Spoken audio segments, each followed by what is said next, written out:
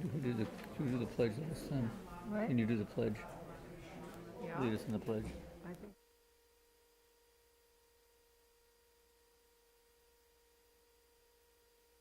One, two, three, go. No. Please join me.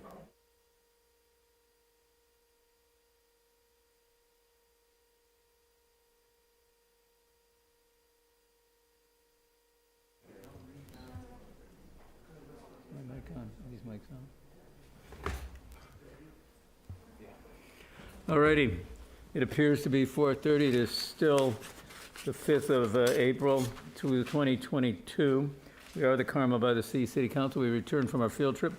I'll call this meeting to order. Could we get a roll call, Yashin, please? Yes, good afternoon, Mayor and Council. Councilmember Barron. Here. Councilmember Ferlito. Here. Councilmember Tice. Here. Mayor Pro Tem Richards. Here. And Mayor Potter. Here. All are present. All right, next item is the Pledge of Allegiance. I'd ask Councilmember Ferlito, would you lead us in the pledge, please? Would you all please join me in pledge? I pledge allegiance to the flag of the United States of America and to the republic for which it stands, one nation, under God, indivisible, with liberty and justice for all. Well done. All right, we have no extraordinary business. We're just an average day today. So we'll go on to public appearances. This is an opportunity for any member of the public to speak on an item that is not on tonight's agenda. A 3-minute limitation on that testimony. Please state your name for the record. Don't hesitate. Do come forward. Mayor Potter? We're going to go to the Walters public here. first How are that are you? present, then we'll go to the Zoom world. So first we're going to do, and I'm sorry. Yes, that's an item on the agenda? Yeah, I have an item not on the agenda. Okay, fine. Would you like me to start? Yes. Okay. Good afternoon, city officials. Thank you for your civil service. My name is Tasha Witt. I'm board secretary for the Carmel-by-the-Sea Citizen Group, Stop Cell Towers in Carmel neighborhoods. It's a long name. You can refer to us simply as STOP. The STOP group favors good cellular service. However, we oppose having cell towers installed in our residential zones next to our homes. We support thoughtful consideration of where they're placed so that they aesthetically fit into our beautiful, scenic, and historic town, which is only 1 square mile, and primarily residential. STOP is a knowledgeable and solution-oriented citizen group that has been successful in representing the concerns of Carmel-by-the-Sea residents and communicating with both residents and city officials on this topic in a proactive manner. In response to the city's priority to update its wireless ordinances, we have introduced to you in writing and now verbally the newly organized Stop Wireless Ordinance Committee, which operates under the Stop Established Citizen Group. As you know, last fall, the city received over 800 handwritten letters and postcards, over 60 speeches, a 60-signature petition, 5 letters from our prominent citizen organizations, the Carmel Residents Association, Carmel Cares, the Village Preservation Committee, Friends of the Forest, and the Carmel Garden Club, and a letter from 4 former mayors.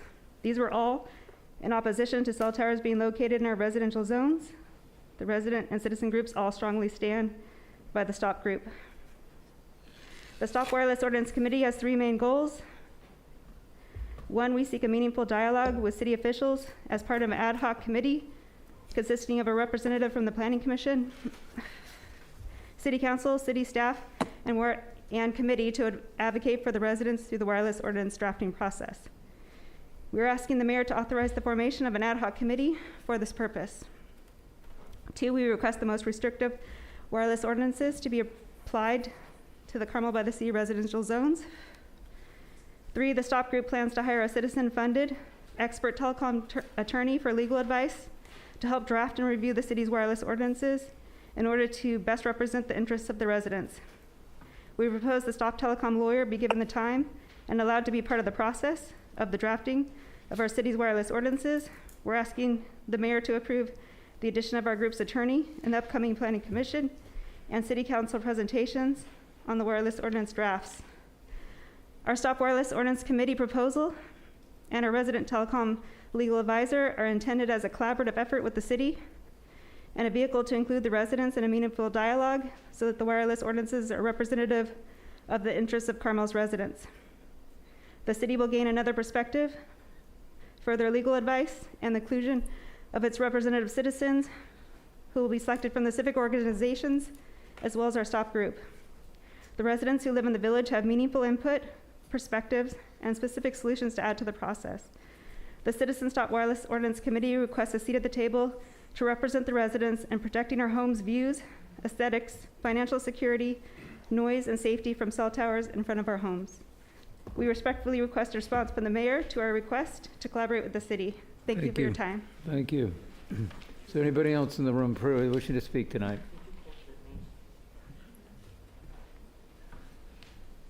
Mayor Potter? Carleen Whittlesey. Mayor Potter? I'm sorry, we're taking testimony from those in the room right now, and then we'll go to the Zoom world after that. Okay, yes, Thank you. and this is not on the agenda. Yeah. First of all, I'm Carleen Whittlesey, and I've written a short piece to read to you this afternoon. I want to thank City Director of Planning and Building, Brandon Swanson, for his presentation at Carpenter Hall. Last week, he repeatedly encouraged everyone to get involved. So here I am, Brandon. When I left Carpenter Hall after our meeting, I felt even more concerned regarding SB 9, the legislation Governor Newsom signed, which will end single-family zoning and allow 4 units to be built in single-family neighborhoods throughout California. Brandon reassured us that Carmel would be able to avoid this mandate primarily because of our lack of adequate transit and sufficient water credits. However, Brandon also explained that we were still being told that we must build 349 more units in Carmel within the next 8 years, and that it would be very difficult to accomplish this considering that our community is already built out.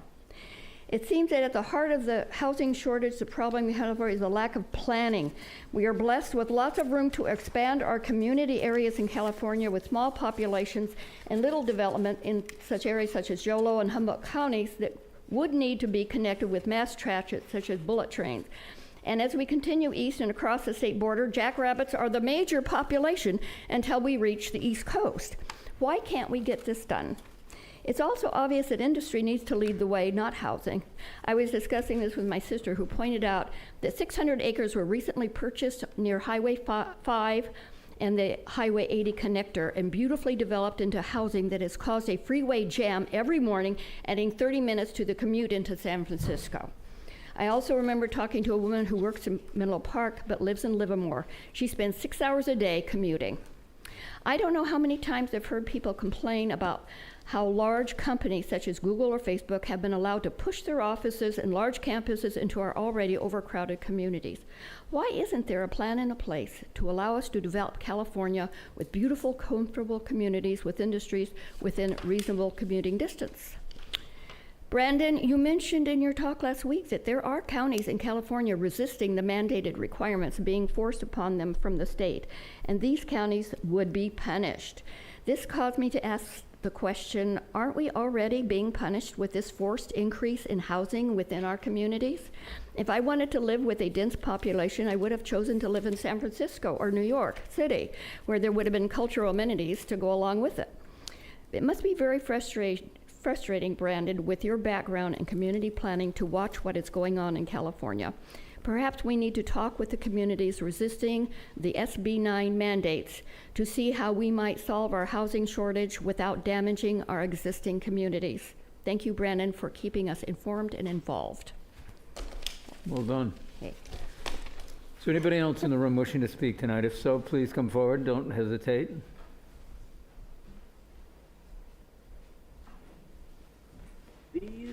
Good evening. I'm Hella Rothwell, and I'm here on behalf of the Carmel Art Festival, and I'm going to make it short and sweet. Oh, good. Show it. There we go. We're now in our 27th year, and that does not include the last 2 years that we were not able to have it. We're self-sustaining. It's all by volunteers, and the last few years, we have never asked for anything, really. This year, how did my friend, well, we really need some help. We need donations, short, small or large. We need people to just volunteers. We need people to advertise in our program. And happily, we already have 15 full-page ads Can't really see the people so- if you're in Zoom. That's not me. And so I would just like everybody to get involved. The restaurants, and that's sort of why I'm here tonight. I know a lot of the restaurants are listening to this. We have a VIP party on Friday, May 13. That evening, we have Debbie Davis entertaining, so it'll be fun. But we do need free wine and food, and as many restaurants as possible, if they could get in touch with us to donate something, that would be really good. Thank you. Thank you, appreciate it. What is the date of the festival? May 7th. You can have it. Thank you. All righty. Next speaker. Good evening, City Council. Nancy Toomey here. With my CRA board member hat on, I would like to express the unanimous vote by our board with regard to the Picasso shared home ownership model that must be formally excluded from the alignment with our existing no timeshare code in place today. Thank you for your efforts to formalize preventing Picasso home sales to sneaking into the back door of our village. So, shifting gears in my 3-minute window, I'd like to further support the cell tower initiative that Tasha spoke to earlier. The council supported the voice of the residents, as you did some months ago, to decline on the installation on 8th and Camino in our residential area. Thank you for that decision. And we understand that that decision is making its way through the courts as we speak.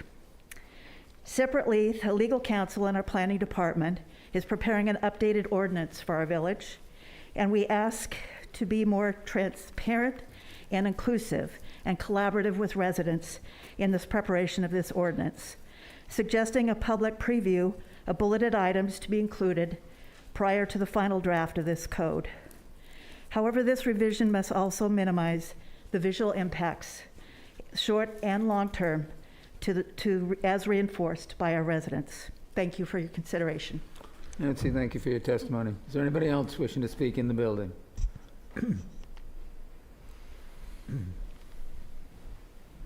Richard Kreitman, Mayor, Council. Excuse me a sec. I want to speak to the issue of banning sidewalk smoking in Carmel-by-the-Sea, which I raised at a previous meeting and was the subject of the email I sent you earlier this week. It contained additional research from previous, and I had promised I would send something. I was asked after the March 10 Community Priorities Forum why we didn't raise this issue of a smoking ban, and that's because it didn't seem to rise to the level of being a burden on either the city's personnel and resources or on the council, as fortunately the dozens of California municipalities who have already enacted such ordinances banning smoking on the street, they've done the work for us. And I didn't realize that no new issues could be considered by the council if they weren't on that list on March 10th. And this isn't an emergency like sidewalk food carts were. We've exposed ourselves to this particular toxic pollutant up to now, and a few more months in crafting an ordinance would make a difference. And I'm not going to list all the reasons why we should ban smoking on our sidewalks and streets. I refer you to the excellent work the city of Walnut Creek did when crafting their ordinance, as noted and linked in the email I sent you. And I recommend anyone listening who's concerned about this, just Google City of Walnut Creek smoking ordinance. I think it's the most draconian ordinance in the state.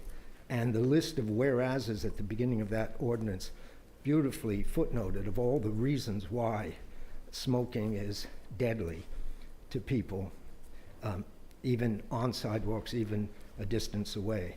So please consider putting it on the agenda of some upcoming council meeting and working our way through to coming into the 20th century or the 21st century in this very important issue. Thank you very much. Thank you, Richard.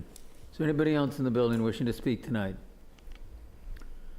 I see nobody moving towards the microphone. I'll go ahead and open it up to Zoom world.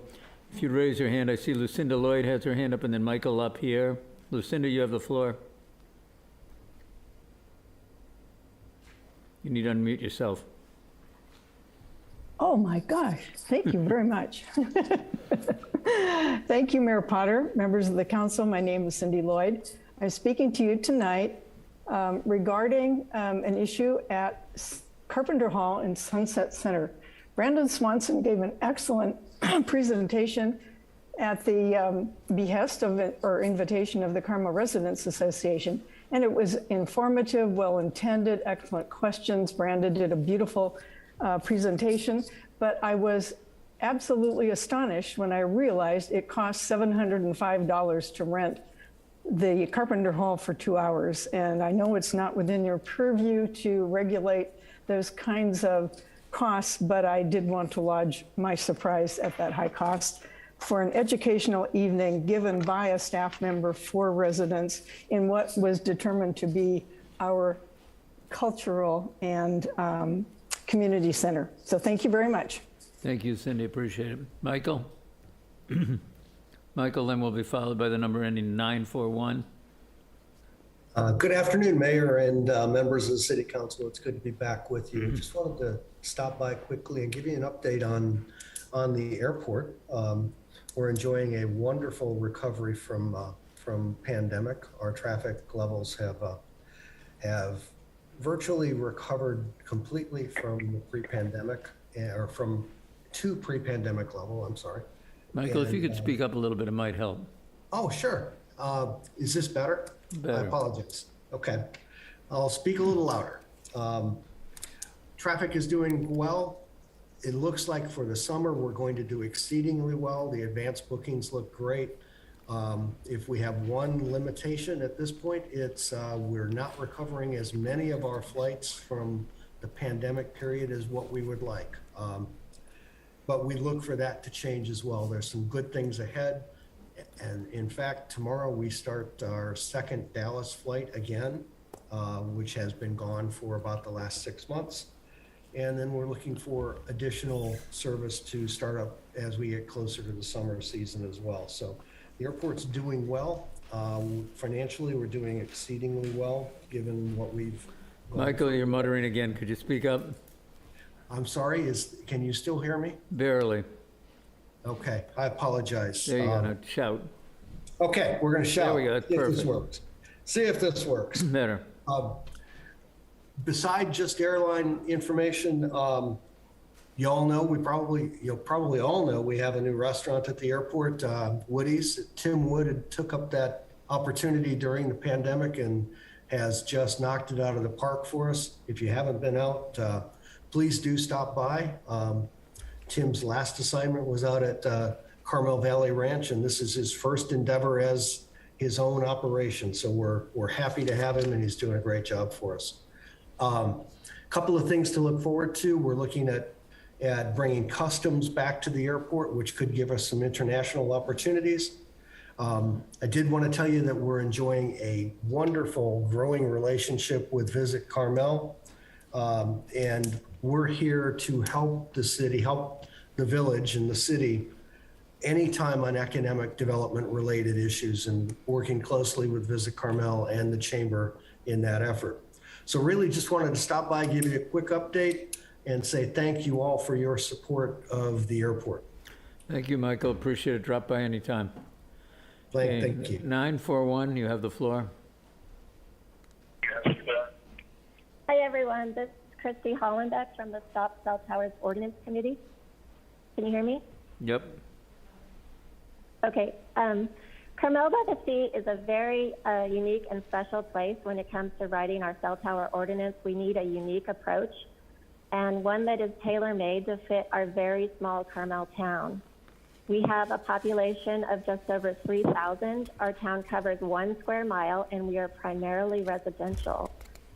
The formulation of a wireless ordinance update requires that the voices of the residents must be heard. 3 minutes at the Planning Commission or City Council meeting once a month is not enough. We need a dialogue, back and forth, and an exchange of ideas. We would like to form an ad hoc committee and include suggestions from outside counsel that the residents choose and feel comfortable with. We need transparency and discussion in the process, which will affect everyone in Carmel, especially its residents, who have the most at stake in the ordinance. There is no second chance to get it right if it's not done correctly this time. We would like more notice about when are the next wireless meetings and decision-making dates so that more people can be aware and participate in this once-in-a-generation formulation of an update. Additionally, we feel that the process is being rushed. Is there any reason why? If the city's wireless ordinance hasn't been updated since 2004, a few more weeks or months shouldn't matter. It is more important to make sure that everyone's voices in the community are heard, and that the ordinance is crafted to be thoughtful, considerate, and respectful of Carmel's aesthetic and distinct village character. People need time to understand and comprehend this issue. It's complicated. As Planning Commissioner Robert Delbs correctly pointed out, many people participated in the Verizon issue in the fall because it was about a specific issue. The February 28th workshop was about generalities. Please work with the residents. We want to work with you. Thank you. Thank you. That's all. Appreciate it. Janice Bradner, I think is next. Bradner. Janice? Yes. Can you hear me? Yes, we can.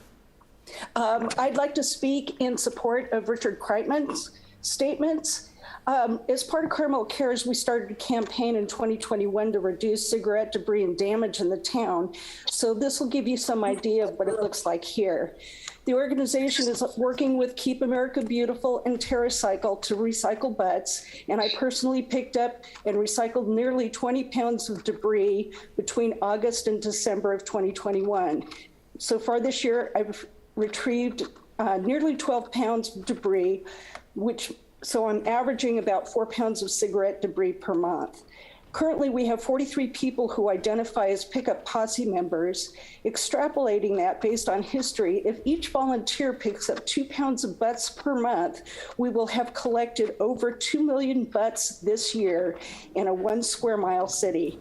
Carmel Cares is looking for ways to have all pickup posse volunteers separate nicotine products from other garbage to understand the true impact of the debris in the village. We've all heard about the impact that nicotine debris is causing to our environment, but in our pet-friendly town, smokers do not know the harm their habit can wreak on our pets. The average amount of nicotine in a cigarette butt is between 2 and 8 milligrams, depending on the brand. And the toxicity level in dogs starts at 0.5 milligrams per pound and is lethal at 4 milligrams per pound. If a dog ingests a cigarette butt or any other nicotine product, within 15 minutes, it may start to experience nicotine poisoning symptoms such as hyperactivity, drooling, constricted pupils, stumbling, vomiting or diarrhea, labored breathing, elevated heart rate, twitching, and seizures. If the animal exhibits these symptoms and goes untreated, there's a risk of permanent damage to the pet's hearts and lungs, or death. One of my dear friends has a 2-pound Chihuahua that would die almost immediately after eating a cigarette butt before she could even get her pet to the emergency vet hospital. Efforts by Public Works and Carmel Cares are reducing the impact of nicotine products on our town, but these are Band-Aids that are really only helping to contain the damage and not eliminate it. Enacting ordinances helps, but will not change the smokers' behaviors. We need to enlist every person passionate about Carmel-by-the-Sea and engaging and messaging the importance of eliminating the destructive impacts of cigarette butts. Thank you very much. Thank you, Janice. And a number ending in 260, and then it'll be followed by 258, 260. The floor is yours. Hi. This is Jean McWalters, Scenic Road 2, north of 11.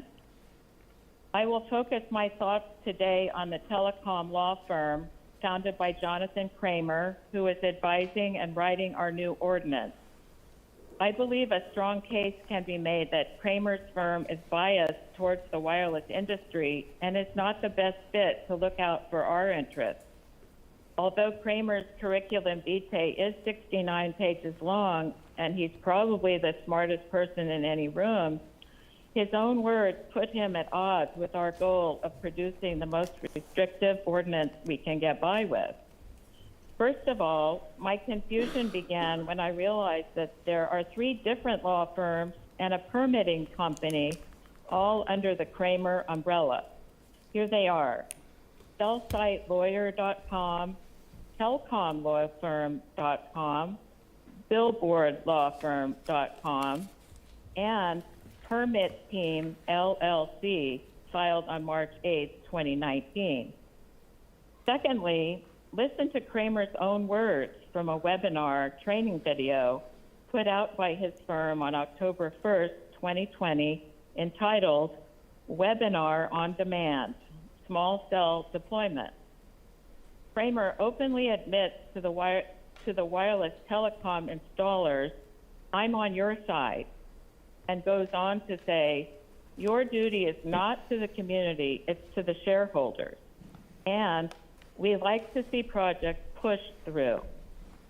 Scarily, he says, "We look at this as a 50-year incursion into the public right-of-way, many times per square mile per carrier." You're looking at 15 to 20 per square mile, that's quote unquote. He relays that the site developers like Crown Castle will build 5G poles and antennas as fast as possible and as cheaply as possible. That's their job, Kramer then says. "You're doing it on the cheap is exactly what you're supposed to do." He then goes on to discuss how to deal with aesthetics and refers to one of the tower designs in this way, quote, "There's no better way to describe them than as a large feminine product. So we instead refer to them as a dog on a stick." Lastly, Kramer's law firm reveals a revolving door with the wireless industry. Telecom law firm lawyer David Nagelay worked at Mobility, a wireless company, prior to coming to Kramer. Michael Johnstone serves on the California Wireless Association, a wireless advocacy firm, at the same time as working at Telecom Law Firm. Sophie Gagutazi worked at Technology Ma'am, your time is up. Associates If you EC. summarize, I'd appreciate it. Oh, okay. The last attorney, Natalia Sparber, went to Dish Wireless after working at the Kramer firm. Let's move on from the Telecom Law Firm. Thank you. Thank you. Okay, I believe 258, you have the floor now. Mayor Potter, hello, Mayor Potter and council members. Can you hear me? Yep. Hi, this is Michael McWalters, Scenic Road, 2 north of 11th. I'm reminded every time I watch those scenes and play Misty for me of the character that Clint Eastwood is playing, driving around Carmel in his convertible. The place has not changed in 50 years. It's very uplifting until I start thinking about the impact of the new telecom ordinance that's being written as I speak. Remember that famous Robert Louis Stevenson quote, "Greatest meeting of land and sea." Is that going to fall by the wayside? I hope not. I was hopeful, after our Herculean effort opposing the Carmelo Tower, that in a spirit of cooperation, we, Carmel residents and Carmel taxpayers, would be included in the writing of the new ordinance. I understand the ordinance is almost finished, and alas, we've had no input. No contribution from Carmel's residents and Carmel's taxpayers was allowed. How come? Why are we paying May and Karish, 2 Southern California telecom lawyers who, in my opinion, favor cell towers in residential neighborhoods, to write our new wireless telecom ordinance without our supervision? It does not make any sense. Or are we supposed to wait and be confident that our planning commission will have our back? Is the planning commission our ace in the hole? Mr. Mayor, now would be a good time for a wink or a nod. Yes? We can rely on the planning commission to save the day. You might be right. I hope so. I read Chairman Michael LePage quote in the Carmel Pinecone regarding the Pit's most recent design. Quote, "Carmel is not a Southern California beach town," unquote. Yay! So we can rely on the planning commission. Oh, good. But just in case, our Golden Rectangle Citizens Committee is going to help the Planning Commission. We are putting the finishing touches on our very own wireless telecom ordinance proposal. Special thanks, Councilmember Ferlito, for her recommendation to pull from other towns' telecom ordinances to make ours and to make it as restrictive as we can, and that's what we did. We pulled from the wireless telecom ordinances of Petaluma, Calabasas, Mill Valley, Encinitas, and Costa Mesa. In closing, I saw in last week's Pine Cone on the front page an article by Mary Schley. I love Mary's work, by the way, titled "City, How Often Do You Feel the Need to Sit Down?" about the Beach and Forest Commission not being consulted about the 16 new benches on Scenic. That sounds like our situation right here. When we were invited to contribute at the February 28th telecom meeting, 40% of the ordinance had already been written. Why weren't we involved at the beginning? And the 40% of the completed ordinance was never made available to us either. How come? Yes, like the Beach and Forest Commission, we have to start over. Thank you. Thank you, Michael. All right, is there anybody else wishing to speak tonight in the Zoom world? I don't see anybody. Mr. Mayor, it looks like Sharon's iPad is raising her hand physically. Okay, Sharon.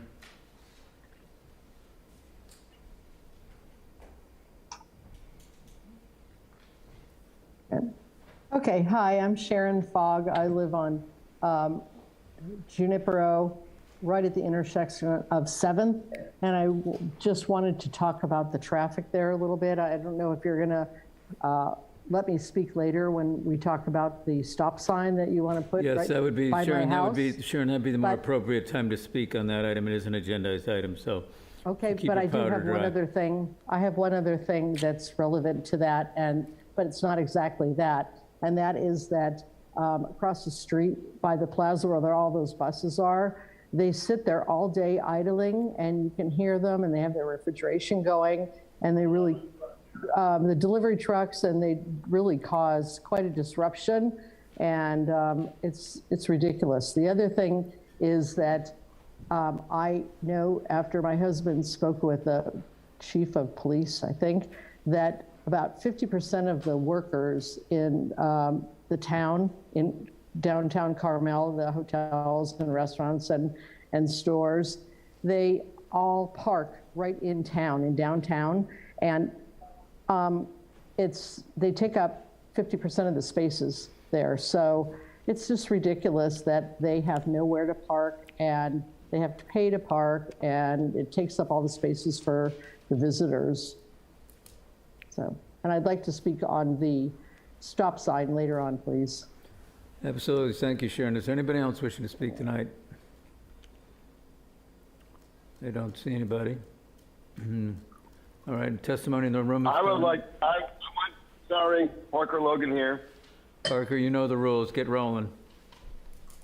Yes, sir. Just wondering if we could maybe add to the many issues in town, the deliveries. I mean, we've got delivery trucks and garbage trucks at noon on a Friday blocking all of town up, and it's just kind of unattractive and unappealing for visitors and locals, anyone just trying to get around town. Why are the garbage trucks still blocking lanes of traffic at noon on a Friday? And on top of that, just countless deliveries. I mean, I know the restaurants are busy, but isn't there a way we can have them be delivered like earlier so town's opened up for the visitors? I mean, garbage trucks should be back in their home base by noon, not just picking up city garbage receptacles. So just think food for thought in the future. I'd like to see that thing get brought up and onto an ad hoc committee to figure out how we can make town less congested with giant semi-trucks and garbage trucks. That's all. Thank you. Thank you, Parker, appreciate it. Is there anybody else wishing to speak tonight? Last call. All right, I see no one. I'm going to close the public comment period and move on to announcements. City Administrator, Mr. Rurig, anything to announce? Just a couple things, Mr. Mayor. Thank you for all of you who spoke under public appearances. That's very helpful. Certainly part of the process that we're you'd be hard pressed to find anywhere else in the United States or maybe the world where you can come and stand and speak before your elected officials. So thank you so much. In that same vein, we do receive correspondence from the public. I want to assure you that you don't have to put for the public record on the top of it. We keep all correspondence, and it's certainly shared with the council members, often our city attorney and the relevant department head. So thank you for that, and thank you for staying involved. I wanted to continue to beg your indulgence as we deal with the technology challenges of being in this hybrid environment, and thank our staff, Sebastian and Joel especially, for working in this new technology world, so we can both be in person and be contacting and working with people abroad who would like to comment and take part in public meetings. A couple last things, Mr. Mayor. I thought it was a very amusing article by the Monterey County Weekly. We've gotten a lot of correspondence. Just to be very, very clear, we are not prohibiting, we're not proposing to prohibit dogs on the beach. So, April Fools. yeah, you got a lot of people on that one. We should be keeping track of the numbers of people who have become pretty irate about that one. So yeah, we're doing a lot of things. That's not one of them. And then, we periodically bring in new staff members. We've got a new building inspector. We'll bring him next month. But it's my real pleasure to introduce Russell Moriali. And I hope I pronounced your last name, sir. I've been practicing it all week. Robin keeps telling me. But Russell's in the back there. He's a Carmel Valley resident. He's now a member of our finance team. He actually likes doing math in public, so we'll get him up here in the next couple of budget meetings. He's also going to work on some other initiatives with us. So thank you for joining us, Russell. Council, please take the opportunity. He's in the administrative side of the offices here. Please stop by and say hi, and I'm sure he'd be happy to go for a walk or have a cup of coffee with you. Welcome, Russell. Thank you for joining us, sir. That's all I have, sir. All right, City Attorney Brian, do you have anything to report out on? Well, I'm going to report that we had closed sessions at our meeting yesterday, and there's nothing to report from any of the sessions. Very good. Council members, looking to my right, Jeff Barron. Yes, thank you, and thank you everybody for, it's great to see everybody back in the chambers and online. It's just fantastic. We're coming to the end of the Climate Committee's construction of a climate action plan and a climate adaptation plan. This Thursday, or 3 Thursdays from now, on April 21st, we'll be looking at the final versions of the first draft that we are going to circulate in the community. So that's Thursday, April 21st at 3:30 in the afternoon online. And then as a special outreach effort, me and a couple of our committee members will be doing a couple of outreach sections to the construction and development industries, talking about the proposed changes, the changes that we are going to suggest that the council make with regards to building standards and requirements, electrification of homes and infrastructure and the like. And those 2 meetings will be on April 26th and April 28th, Tuesday and Thursday, both at 9 o'clock in the morning. So everybody from the public, and especially those in the construction trades, are welcome to come. Thank you. Thank you, Jeff. Looking to my left, Bobby. Yeah, thank you, Mayor. First, I'd like to make sure that everybody pays attention to next April 1st so that we know what the weekly is going to give away, because I'll have an announcement for them. I had a meeting, well, the mayor and I actually met with Jimmy Panetta a couple weeks ago about the situation of our post office, and I just wanted everybody to know that I think that we're going to get some help from his office, which is great, because I don't know if you've been to the post office lately, but it's in pretty sad shape. And so he's promised to help with that. So, thanks. Thank you, Bobby. Carrie? Karen? Yes, I have a couple of things to tell you. First of all, yes, it was a wonderful presentation that Brandon did the other day on the design tributes and also on the regional housing needs assessments and some of the state laws. If you're really interested in this, AMBAG has on their website, that's AMBAG, A-M-B-A-G, that's the Association of Monterey Bay Area Governments. They have a webinar that they produced about the regional housing needs assessments. It was for elected officials, but anyone can access that if you want to learn more about the regional housing needs assessment allocations, etc. I'd also like to tell you that there was a really wonderful volunteer outreach group put together by Graham Robertson and the Rotarians, which brought a lot of high school students into Mission Trail Preserve, and they refurbished a trail, the Flanders Trail. It was full of roots and had deteriorated quite a bit, and they really worked hard. They were all female students except one, and the report is they were tigers. They just went in there and really worked hard. So bear with me, I'd like to recognize our young people. It's Calla Lyons, Bodie Melton, Forrest Melton, that's Bodie's dad, Jaden Crawford, Ava Kadush, Samantha Cesamos, Anna Croker, Gianna Mangiapane, Alicia Galicia, Sabrina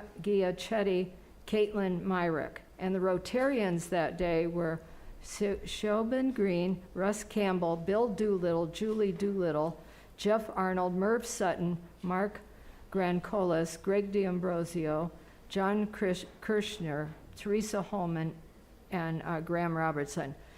We have incredible volunteer groups in our community, and I just, as a former volunteer and a present volunteer in many ways, I can't say enough about our village and the community that it creates when you become a volunteer and you get out there and you actually provide your time and energy and a lot of sweat to make our community more beautiful, more safe, and go volunteers. Thank you. Thank you. So Bobby is right. I did attend the National League of Cities meeting in Washington, D.C. a couple weeks ago with Bobby. It's refreshing to be back in the Capitol, see it actually open again. The building itself, the Capitol was not open, but the Hall of Congress was. Business was returning to normal. It was very, very refreshing to actually have an access into our congressman's office, have a personal sit down with him, discuss issues of relevancy to us. We also got a chance to go to the Smithsonian. We just missed the cherry blossom season by about 3 days, but it was spectacular to be back in the Capitol to be able to do the public's business again. So with that noted, why don't we then move over to orders of business? The first item is number 1, resolution number 2022-2025, approving the conversion from a single stop sign to an all-way stop control intersection at 7th Street and Junipero Avenue. Bob Herrera, I think you're kicking this off. Okay, Chief, you're going to do it. Brian. Thank you, Mr. Mayor. Honorable Council, Brian Euler, your police chief.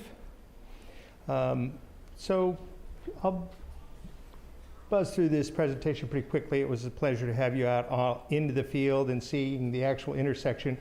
Just a quick review for those members of the public. The council visited the site and we walked through that area and described many of the issues associated with that particular intersection. The primary reason that we're before you today with this item has to do with what is the lack of visibility for cross traffic as a person is leaving 7th Street facing eastbound onto Junipero in either direction. This is a diagram from a highway design manual that talks a little bit about where a person needs to be able to see when they're stopping at a stop sign approaching a roadway. And in the case of 7th, these are looking now to the southbound direction, looking towards Junipero southbound from the stop sign and then 10 feet beyond the stop sign. And even after passing 10 feet beyond the stop sign in the picture on the right, you can see that the visibility for the northbound section of Junipero is significantly impacted. Likewise, on this next slide, looking north towards the bus tour bus parking area, the first picture on the left is at the stop sign, and you can see in this case there's a van parked on 7th Street blocking the view. And then on the right, 10 foot beyond the stop sign, you'll see a black box that depicts where a tour bus might be parked. And likewise, the visibility from that stop sign is impacted. The proposed changes, so just a quick view. In terms of danger, we've received many complaints about that intersection and people talking to us about how there's been near misses at that intersection. I looked over 3 years worth of traffic related data, and we did have an accident there in 2019. Fortunately, it wasn't serious and there weren't people seriously injured, but we think after the Traffic Safety Committee looked and reviewed this issue that it is significant. But the proposed changes include adding stop signs and stop bars and a painted stop legend for both southbound and northbound Junipero, all-way stop signage for all the signs, adding a crosswalk across Junipero on the south leg of the intersection with 7th Avenue, and then making adjustment to square the intersection where there's not an odd offset where the intersection itself is awkwardly formed. So by squaring the intersection, we're just going to add some median stripes in the south portion of the intersection and effectively extending the median that is in the center of Junipero. The benefits of these transitions include safer transition for the motorist through the intersection, slower speeds through the intersection because of the stop sign, and through Junipero generally. I'd like to add a point that this is the only intersection between 3rd and 8th on Junipero that does not have stop sign controlled in place for Junipero traffic. In the course of doing 2 weeks worth of studies, we counted 35,000 vehicles through that intersection. So it is a significant intersection. And I personally went out there in an unmarked police car and watched traffic through that location, and more often than not, traffic transitioning through that intersection. It's very awkward, it's not clear, and it does pose a danger. The last benefit is that the added sidewalk will help improve pedestrian safety, especially as town comes back alive and more people are parking farther away and having to walk into the downtown area. They're going to need to safely cross Junipero. The recommendation is that you adopt the resolution as written in the staff report. And I stand by for any questions. And Bob Harari is here for questions, and most importantly, Brandon is here for questions online. All right, are there any questions of council members of Brian at the moment? I don't see any. Brian, good job. Okay, thank you. Open it up to the public for comments, an opportunity for any member of the public to comment on this item. 3-minute limitation on that testimony. If you'd state the name for the record, I'd appreciate it. Is there anybody wishing to speak to this item? First to go to those in the room. Is there anybody in the room that wishes to speak? I don't see anybody. Is there anybody in the Zoom world that wishes to speak tonight? Mr. Mayor, you have Sharon's iPad again raising her hand in person. Sharon, iPad, go right ahead. Hi, like I said earlier, I live right on Junipero at the intersection of 7th. I really understand the need to have a crosswalk there. The buses on the other side of the street are definitely, it's difficult to see beyond them for sure. I really understand there's a safety issue here. Question, and I'm really not upset about it. I think it would cause a little more disruption and noise for me in my house, but I think that it is a safety issue. I think it's not a bad idea. My only questions would be, you know, at about 4 o'clock in the afternoon and around 10 o'clock at night when all the workers leave and they come up 7th and go out Junipero, it is always a big traffic jam every day, every evening. And so I don't know, I think having a stop sign there is just gonna make it even worse for the people coming and going. So that's an issue. And that has to be mitigated. But I think that the whole thing, the whole idea of having the workers park right in town and getting out, in and out at those hours is a really big challenge that the city needs to look at. Maybe have them park down somewhere else, more south, and then shuttle up or something. But I think that really where you need the stop sign is on the south side of Junipero, going south where the turn is there, right at the edge of the plaza. So I don't really see that you really need it on the north side going up, but if you want to put it there, I'm not opposing it. But you definitely need one there on the south side. But the workers and the traffic there is a big problem. Thank you. Thank you, Sharon. I appreciate your testimony. Is there anybody else wishing to speak today? Brandon, do you see anybody? I don't.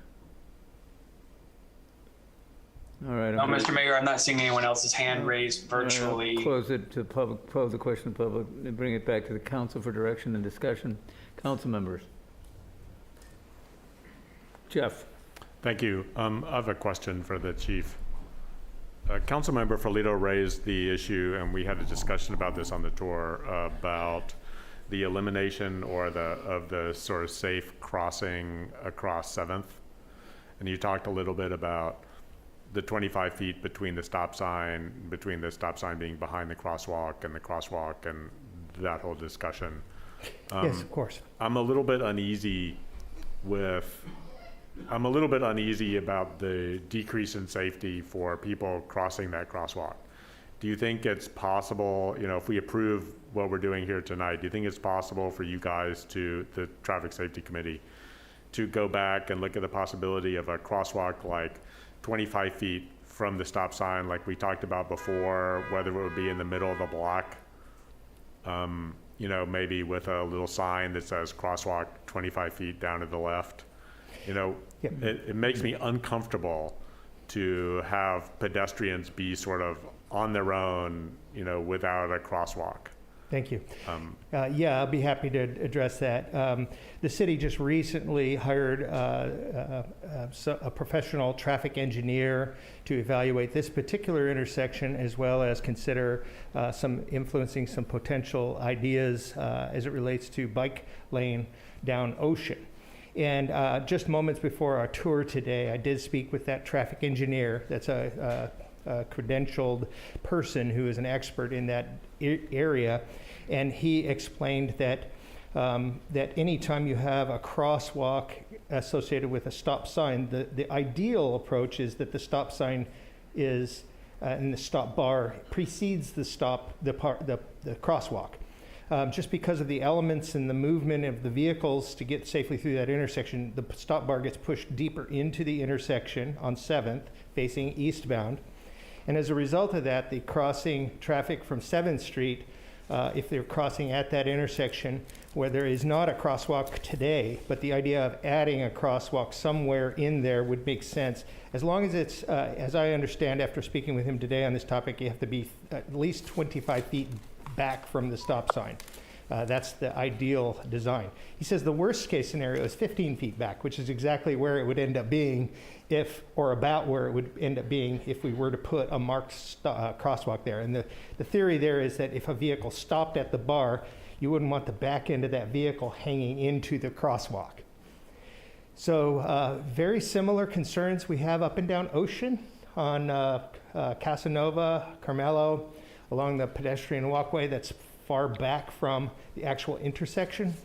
So in my conversation with him today, we talked a little bit about getting that issue in front of the Traffic Safety Committee and reviewing that particular issue and negotiating to come up with some creative ideas for marking those pedestrian pathways and crosswalks and to make those safer for both the pedestrians and to ensure that the motorists aren't interfering, with pedestrian walkways. So I'll be happy to bring that back to you and review that from a Traffic Safety Committee perspective, just like you recommended. Okay. Yeah. Excellent. Any other questions? Thank you. This is not a question, but I also agree that we have an issue with the I think a lot of it is people who are just in a big hurry and they don't stop at the sign. They're required by law to stop at the crossbar. But the bar is often, they're zooming right through where the pedestrians are crossing. I myself was almost hit the other day at that Casanova intersection. The man just didn't even think about the stop sign, proceeded to the bar right, and really almost hit me. So this is an issue that I'm really glad you're going to bring it to the committee. and see if there's something we can do. And while I know that 25 feet is the proper thing, if we can't do 25 feet, some way to mark that is absolutely necessary.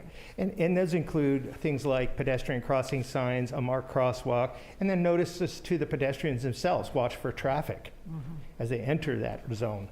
So there are some limitations clearly with Carmel and its sensitivity towards signage and markings and those kind of things, but I think we'll be able to come back to the council with some creative ideas as to how we approach that, especially on Ocean, but to include 7th Street. Yeah, and it's especially important because so many people wear dark clothing and poor lighting on a lot of those intersections. Yes, So ma'am. thank you. Thank you.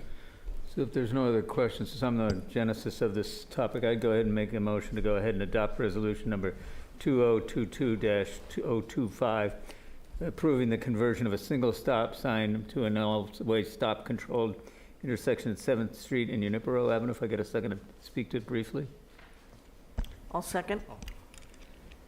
So I'm the one who reported several near misses at this intersection. My most recent one was an 85-year-old woman who must have been a merchant marine at some point in her life, cussed me out like I've not been cussed out in ages. I mean, she was just very, very direct, knew me by name, and said, "Potter, you effing fool." And I said, wait a minute, I apologized to you. She goes, no, you don't understand, you're a horrible driver. And so for that reason, it's very personal to me that we passed this. I really appreciate that. But it is very dangerous, I think, and so I'm glad this. And I want to thank the Traffic Safety Committee for their diligent work on this, Bob. Brian, thank you for going ahead and moving this forward. May I just add something, Mayor? As a driving instructor, please don't get too creative. All right, well, if we could get a roll call on this, Ashton, I'd So, appreciate it. I'm sorry. Just a quick question. So we can expect, we could expect an update with regards to the, some sort of update with regards to, this particular intersection, that particular crosswalk at some point in the future? Yes, the Traffic Safety Committee typically meets 2 times a year. We did meet in January. So we would be scheduled to meet again in June, maybe early July, to bring forward another batch of information. So it won't be too long in the future before we look at this thank you. again. All right, we have a motion and a second. Yashin, can we get a roll call, please? Yes, Councilmember Barron. Yes. Councilmember Ferlito. Yes. Councilmember Tice. Yes. Mayor Pro Tem Richards. Yes. Mayor Potter. Aye.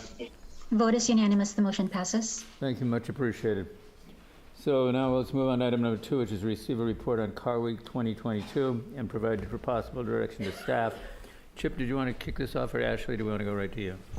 I think go right to Ashley. It wasn't an April Fool's joke, but Miss Marino in one of her pieces referenced the agenda report and said how wonderful the writing was. And it wasn't me; it was all Ashley. So she did a great job on the agenda report that you have before you, and she'll present you with a couple of slides here as members of the public that want to speak on this item. I'll just preface it by, Car Week and Carmel are, there are a lot of things that go naturally together, chocolate and peanut butter, I don't know, those kinds of things. And it's the pandemic has had a profound impact on a lot of things in our lives, not the least of which is Car Week being a little bit perhaps of a victim of the pandemic and some other unexpected issues. So I don't think that Car Week in Carmel in the public right away has gone for good. Again, Ashley will tell you about two applications that we do have. Mr. Levette's leaving on this item, but this is the item he wanted to speak on. But with that, Mr. Mayor, I think we should just go over to Ms. Wright. We're not going to change protocol. Yes, Ashley, the floor is yours. Thank you. Good evening, Mayor and Council. So, as Chip said, I am here to speak this afternoon on Car Week, which is a big week for us here in Carmel and a big week peninsula-wide. So with the Pebble Beach Road races, that was our beginnings many, many years ago. Car Week has evolved from being a small one-off event to a week and a half, almost 2-week-long peninsula-wide event or multi-event week for us. Most recently, pre-pandemic, Carmel has been host to Concor on the Avenue, which occurred on Tuesdays of Car Week. It was here for 13 years, non-consecutive 13 years. I didn't include the pandemic in all of this. Prancing Ponies Car Show was here for the Wednesday of Car Week for 3 years. And then Pebble Beach Tour d'Elegance was the longest running event that we had here in our village. And that took place on the Thursday of Car Week. And we were a pass-through as part of the Tour d'Elegance. We also have been host to other smaller private events. I know some of you are aware of Aston Martin staging at Sunset Center, and smaller events that are happening in town. We used to be host to the PG Auto Rally in town before that became too big and too fast, a little dangerous for our Ocean Avenue. I just listened in to the last staff report about some of our issues with traffic, so that event ceased to occur. So we have had other events in the past, but most recently Concor, Prancing Ponies, and Pebble Beach. These are big impacts to our village. Concor on the Avenue starts setting up at midnight and takes all of Ocean Avenue from Junipero down to Monteverde and the side streets. Prancing Ponies Car Show is a little bit smaller, just kind of an L shape on Dolores Street. And then the Pebble Beach Tour d'Elegance takes all of Ocean Avenue from Junipero and comes in. Often cars get stalled because they're older, and it's quite an ordeal working with the California Highway Patrol to get cars in and out of our village. Of course, due to the pandemic, all events were canceled in 2020. 2021, as you will remember at this time last year, was very fraught, waiting for the state to give us recommendations regarding COVID protocols for large-scale events of 10,000 people or more. The Tour d'Elegance was canceled again. Prancing Ponies tried at the last minute to pivot their event and switch the date, but that did not work for their attendees nor their participants. And that left Concor on the Avenue, which did manage to meet the requirements of the state in terms of regulations, and they held their event on Tuesday. So that was the only event that we had this last year. As of this point in time, staff have received a permit application for Concor on the Avenue. That's on the Tuesday of Car Week. That application was submitted following last year's event, so in September before the untimely passing of Mr. Friedman. The anticipation is that the event will be very similar to what it was last year and keep COVID protocols in place to keep our event attendees and villagers safe. As with last year, the Pebble Beach Tour d'Elegance has decided not to pass through Carmel this year.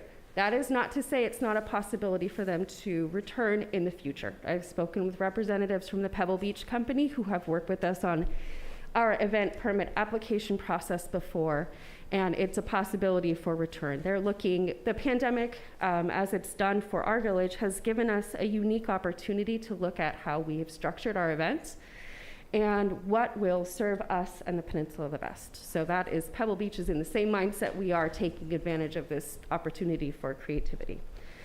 I know I've heard some rhetoric from some of the villagers about Car Week and looking at, in particular, making sure that the Tuesday event happens with the economic considerations for our village and the impacts of not having any Car Week events. We do have one event application in addition to the Concor on the Avenue, and that's for Prancing Ponies. It's a smaller event, and they're looking at Thursday, since Pebble Beach, the Tour d'Elegance, will not be passing through. And I anticipate getting some beta on private events, again, like Aston Martin. So things will be happening. We will still be renting parking stalls to our retailers so that they can park specialized vehicles in front of their retail outlets. One of the things that I would like to recommend with all of these considerations, because we are getting late into the spring, this isn't the first time we've had some uncertainty about Car Week events. As I mentioned last year with the state protocols, we did not know where we were going to land, specifically with Concor on the Avenue. So that event could potentially still take place. I'm in regular communication with Jeannie Friedman. But I'd like to extend her some patience as she works through the logistics of whether or not she will execute this event this year. So to that end, if Concor on the Avenue happens, it happens. If it doesn't this year, we've got a good and unique opportunity to get some information from our business owners and residents about how we've conducted Car Week in the past, what works and what doesn't, and are there opportunities for us to change things as we work in the future with Car Week applicants who want to have a public event here in our village. I think that there's lots of rhetoric around that it is the Holy Week or our Christmas week for this year in terms of revenue. And I haven't actually seen any data that we can point to that says this week is the be-all, end-all for our summer.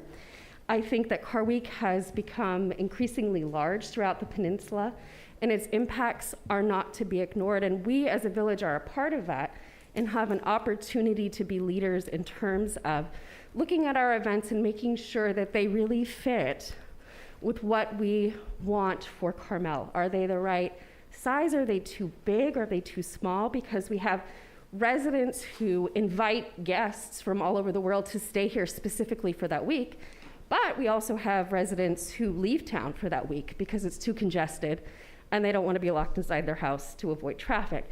By the same token, we have business owners who see lots of benefit from the additional visitors in town, but we also have business owners who are more resident-facing and shut down for a week or a week and a half because their patrons cannot find parking during that week. So it's not a clear-cut benefit for all. And I think that we can get some data from both our residents and business owners that will guide us in terms of working with event organizers to make sure that Car Week is the same caliber that it has been in the past, if anything is to change.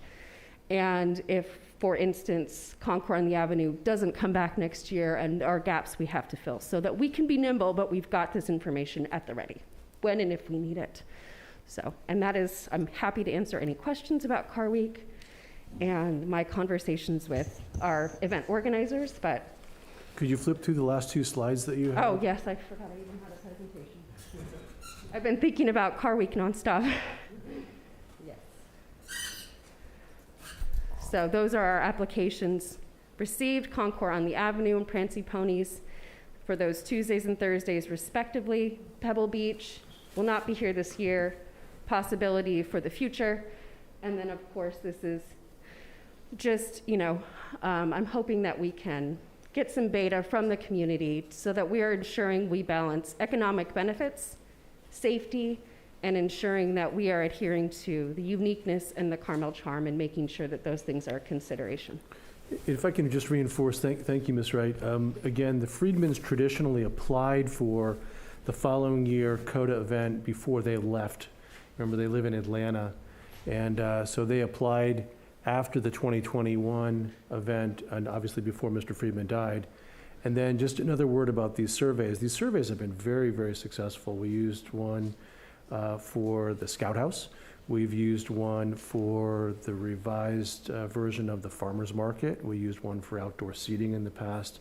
So the platforms that we can use are really, are they scientifically significant at the 99th percentile statistically? Maybe not, but we can go through them and make sure they're not being padded by people, but we're getting a good cross-section of our community that wants to share their opinions. And the vehicles that we use that are all mostly electronic at this point in time, and they're very, very successful. So I think this is a great idea on Ashley's part.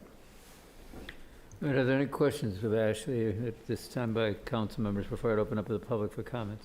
Yes, I have a question. Ashley, would you explain, I thought that prancing ponies were not going to be coming back, and you say they have put in an application. And was that based on the determination a few years ago that we only wanted 2 events a week? That is correct. So only 2 events that week and on Tuesday and Thursday. So Pebble Beach, I have not received any other applications, but Prancing Ponies and the Concor on the Avenue have submitted applications. Okay, thank you. That clarifies it for me. So that's within the 2. Within the 2 and those 2 specific days to space that timing of those events out for our public safety officers to give them a recovery instead of 3 days in a row of car events. That was the logic behind that, was safety. Thank you for that clarification. So seeing no other question, Jeff? Yeah, sort of a follow-up question. If Prancing Ponies gets a permit this year, and then Concourse on the Avenue comes this year. Mhm. What will happen next year if the Pebble Beach Concourse decides to submit an application? What will the city do? It depends on the timing of when we receive the applications. And Brian is here and help me work on that ordinance. So if I receive a Concor on the Avenue application and the Pebble Beach Tour de Elegance application, those two events stand unless they pull the events. If it's Prancing Ponies and Concor on the Avenue, it depends on when we get those applications in that hold those dates. That's because that's the way your policy is written. Right. It's not picking and choosing the event. It's council specified those dates, Tuesday and Thursday, only two events during that week, not specifying the events themselves. Is this the policy or the ordinance that we adopted? It's the ordinance. Now, the policy Right. is a whole nother matter, and it still stands at this point. That has not come back to council for revisions. I believe that it should come back to council for revisions with a special section that clarifies Car Week in particular. That was when we did our strategic planning, that was on the list of things to do, but it wasn't in the top 16 priorities at this point in time, but it needs to be done at some point. I have tons of notes and have been, anytime anything like that comes up at the council level, I've got a document marked up within an inch of its Yeah. life. It's a living document. Mm-hmm. All right, are there any other questions by council members? If seeing none, we'll open it up to the public for questions and comments. Anybody in the public wishing to comment in silence, please come forward. We'll start with the room itself. Anybody that's in this house would like to speak, now would be the time. Yes, Mayor and City Council person. This is Carl Iverson tonight. I've been so happy with the results that we've had with our decision how to operate a car show. And I've been a car person for a long time, but I think this is really great. I would say stay with the idea of concourse on the avenue. If you can get Pebble Beach to come back on Thursdays, that is the top of the top. If you know anything about events around here, this is the best one for us. It's the best match. I'm not quite as certain about the third one, but I think there's a lot going on. This is a difficult time to plan things.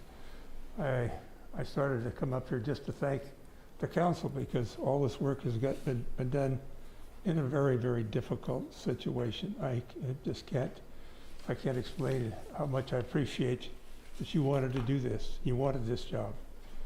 And one born every right. minute. What was that, Mayor? So there's one born every minute. Yeah, okay, I see. I've heard about that.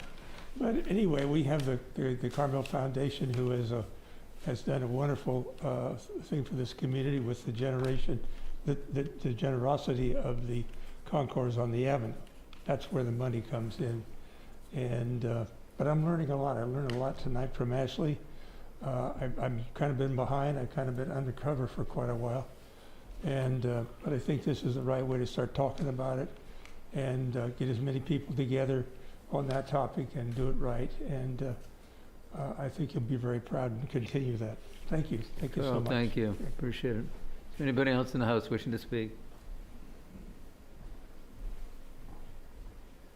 Richard Kreitman, I don't know what happened with Mr. Levet, because I know you wanted to speak to him. He had something to say. I'll see if he's still out there.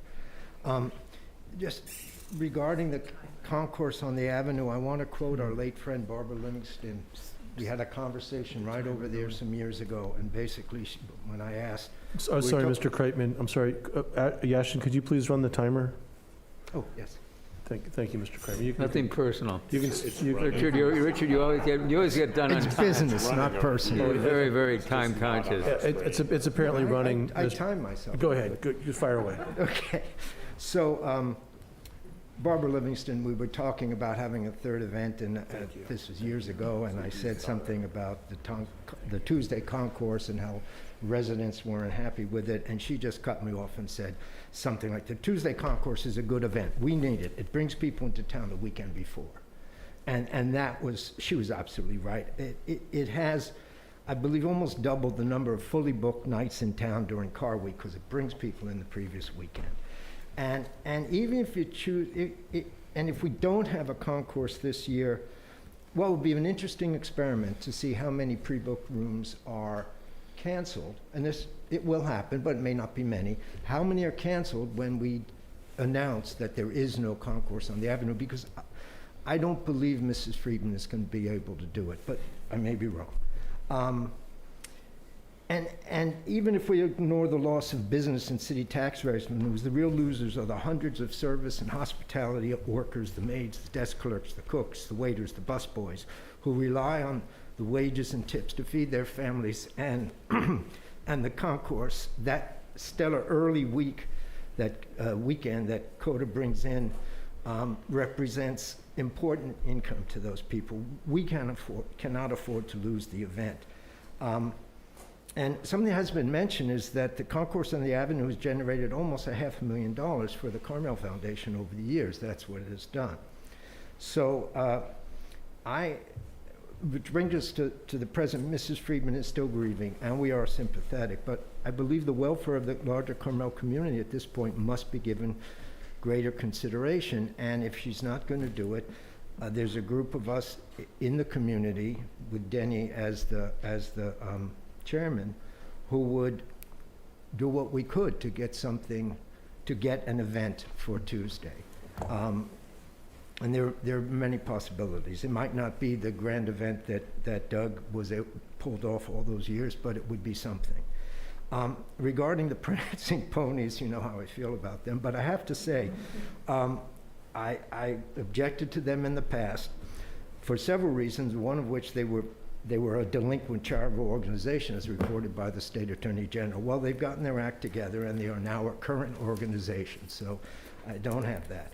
But referring to Councilman Barron's question, I would hope that if the Concours d'Elegance from Pebble Beach asked to come back next year, we wouldn't say no to them because the Prancing Ponies got an application in first. I think you're the council. You decide what events should or shouldn't be there, and there should be, if we get multiple permanent applications from a stated deadline. That's time, Mayor. So You get to decide. Thank you. Thank you, Richard. Well done. Excellent. Next speaker. Is there anybody else in this building wishing to speak to this item before I get out to Zoom land? I don't see anybody. Is there anybody in the Zoom world wishing to speak to this item?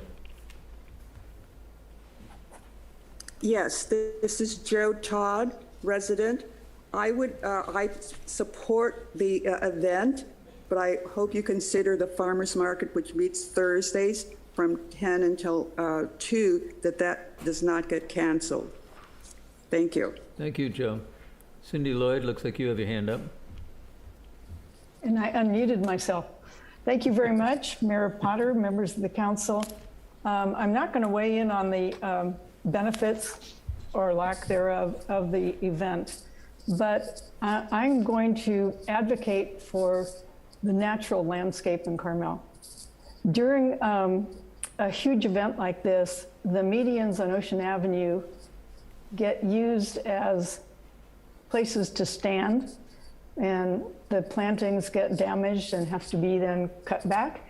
And I will also advocate very strongly for the Memorial Arch, which gets used as a seating place, as a standing place, and I would hope that somehow we can devise an effective way to discourage people from using the arch in that manner. Thank you very much.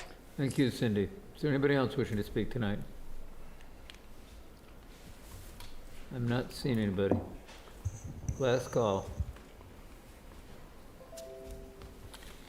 All right, I'm going to close the public comment period, bring it back to council for comments, direction. Mr. Mayor, if I may, just Yes. real quickly.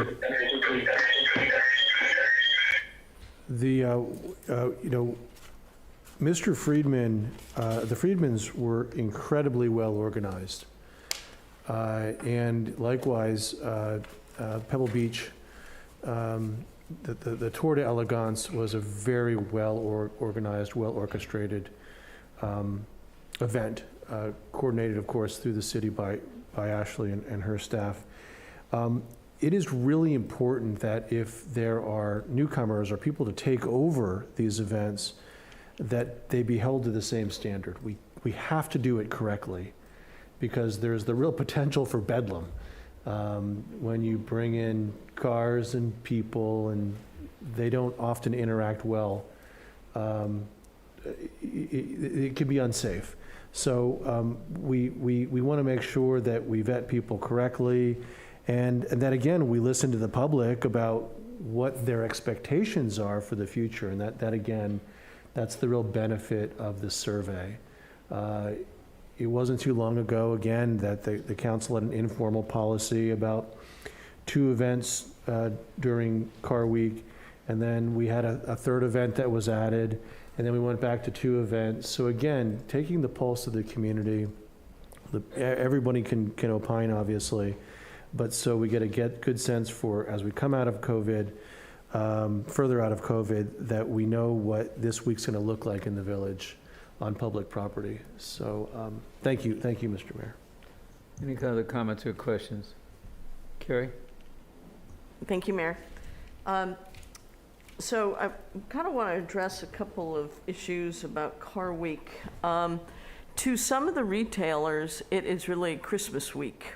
So one of my concerns is it's unfortunate that we're not going to have both events. Well, it doesn't look like we are at this point. In terms of hotel rooms, I have to say that people are booking. I don't see that I'm going to get any cancellations. I'm already booked up for the week. So the Tuesday event did bring in people earlier, but I think because Car Week has gotten a little bigger, people are coming in early as is. I am concerned how the retailers are going to be affected by just having a small event or a smaller event, and I am going to miss the Pebble Beach event. So I'm hoping the staff can really work on getting that event back. That really, people very much come to town for that event. They appreciate those cars because they're the classic cars. Not everybody can go out to Pebble Beach on Sunday, so people do appreciate looking at those cars. I echo what Chip was saying. I think we need to be very considerate of Jeannie Friedman. She's a recent widow. Her husband planned for a whole year to do that event on Tuesday. It's a lot of planning. And I agree with Chip. We don't want to make it a lesser event. We want it to be the premier classy event that it's always been. So I'm hesitant to have somebody take it over at this time. I really am, because in honor of Mr. Friedman, truly. And so I think having at least one Thursday event would be good this year, if we could pull that off. And then, give Mrs. Friedman a year to regroup and decide what she wants to do. So that's my comments. Carrie, I couldn't agree with you more on those comments. Honestly, I think that Doug and Jeannie were an amazing team. And when you lose the quarterback and you've got somebody in the dugout or on the field that's also good, I think she does need that period of time. I mean, honestly, there's been a lot of support in this community. I can say candidly, I do not think the city should take over operations of this event. We don't put on music festivals. We're not in the entertainment business. Certainly nothing. The complexities of a car event would be beyond our pay grade. I'll say that candidly. But I do think that Jeannie, if she could rally her troops again, I'd really love it if she would come up and take the lead on this. But I do not want to put any pressure on her whatsoever. It's a very, very difficult time to be doing something alone. But she certainly has our sympathy. She has our support if she wants to come forward. And she certainly has my appreciation for everything she and Doug did in the past. Bobby? Yeah, as we're talking about this, it's hard for me not even to get a little bit emotional. As you know, Doug and Jeannie are really good friends, friends of mine, and I really miss Doug a lot. I think he was a class act, and he put on a show that I don't know if anybody will ever be able to match the bar that he set. So I hope that, and I appreciate Councilperson Tice, what you said about them. I think that Jeannie's probably watching this right now, and she probably very much appreciates that. And same for you, Mayor. So on their behalf, I'll say thank you. I've talked to Jeannie quite a bit about other things, but it's always hard to come around to this subject. And I think that she still needs a little bit more time, and I hope that we can give that to her and give her the respect for that time. And hopefully in the next couple of months, a decision will be made, hopefully sooner or later. And that's all I have to say. I guess I just wanted to say thank you, Doug Friedman and Jeannie Friedman, for the amazing show that you put on. When they first came on, I was in the hotel business, and it wasn't, as I believe what Councilperson Tice said, as far as, I don't think the week of Concor is going to suffer like when 14 years ago as it was, because there was a lull between everybody would check out at Cypress Inn a Sunday night, and they wouldn't come back until Wednesday because of the quail. And Doug and Jeannie filled that gap, and that hotel was full every night after when they started. So I think that in the future, they've built that bridge, and the bridge I don't think is going to fall down now, but I do want to give them the respect, and hopefully they'll come back in some way. So thanks. I think the message that's coming out of council is whatever we can do to help facilitate whatever team Jeannie needs to build, the society stands ready to be part of that team. I'd also be curious as to what actually happened to the Pebble Beach event. If we could outreach to the company there, I do have some contacts in the hospitality world. I'd be happy to explore what we've got going on there. I mean, it seems odd. Maybe it was just the logistics of starting up in a vague time, but I do hope that we didn't send the wrong message along the way, that we were not appreciative of that event. So I don't know what the story is, but I would be interested in finding out. I'll be a self-appointed liaison, I guess, if you'd like. So, all right, this is Yes. just under general direction. Jeff, go ahead. Yeah, I have a few comments. Sure. If that's all right. Yeah, thanks, Bobby and Carrie and Dave, for the comments about the Friedmans and the event. I'm in agreement with that.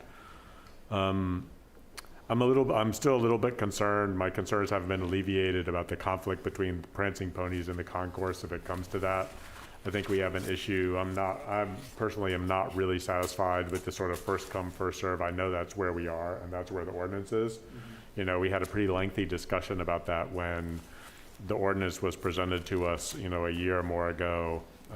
That still seems unresolved, and I'm concerned that the first come, first served won't serve the city with respect to, I think, what we expect to happen downtown. So, with the 2 events versus the 3 events, how the grandfathering stuff works, how everything sort of works together, and I'm afraid that we will have some sort of unintended consequences. I think that, my sort of take on what the residents of the community think is that I think we're all sort of at peace with the 2 events, the sort of the size of the events that happen in town. I think what troubles me and what troubles a lot of, I think, community members here is that we're increasingly affected by the size of the concourse events around the peninsula as a whole.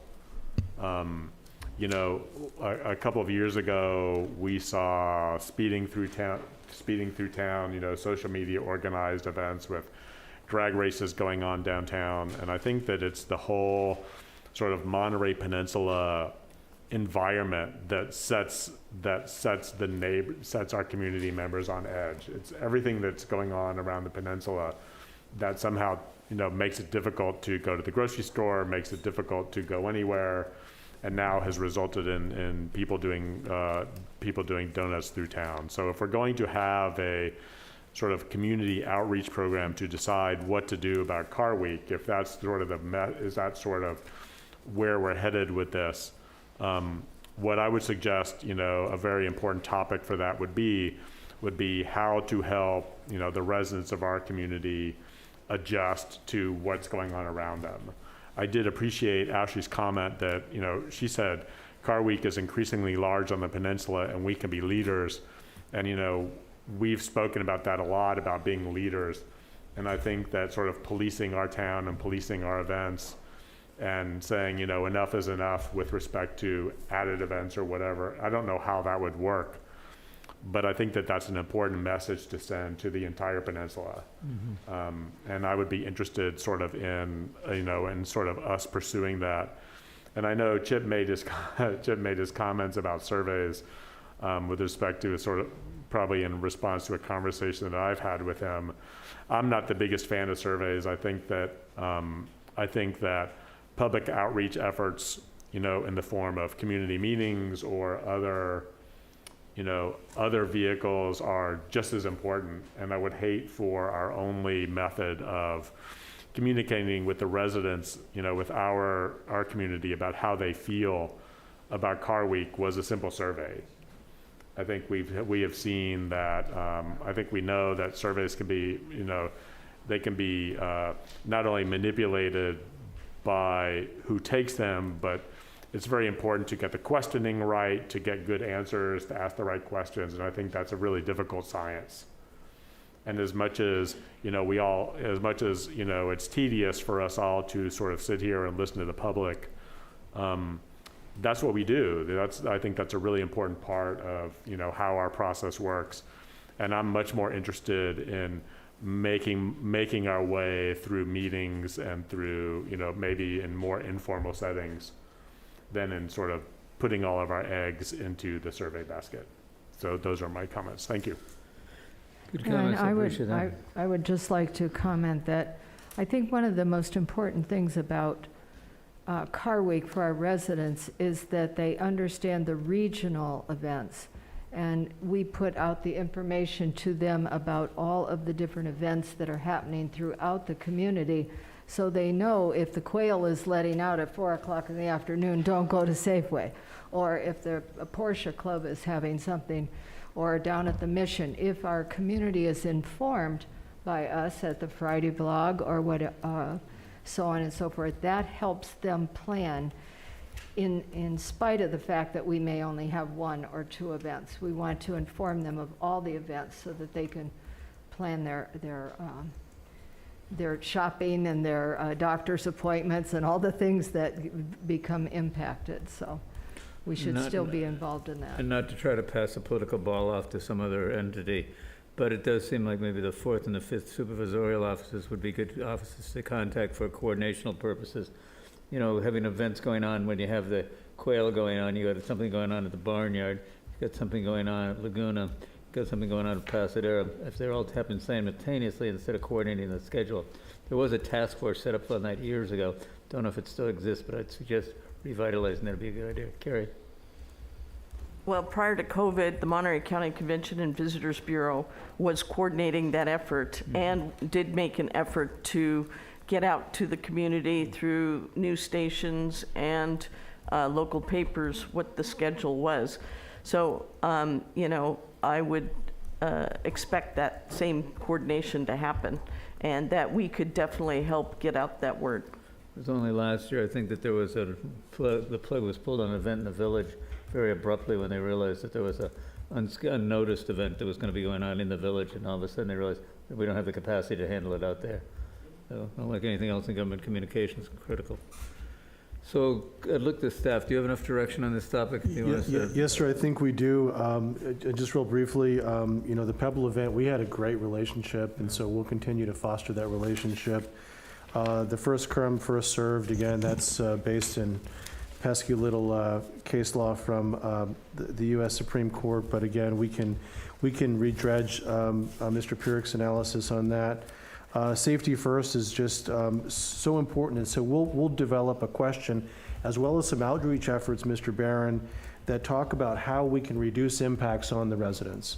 I know that in the Friday letter we always celebrate, again, if it's whatever day, don't try to get to don't get to the pharmacy at the mouth of the valley because at this time, and we'll continue to broadcast that. But this is all really good feedback, Council, and thank you very much for it.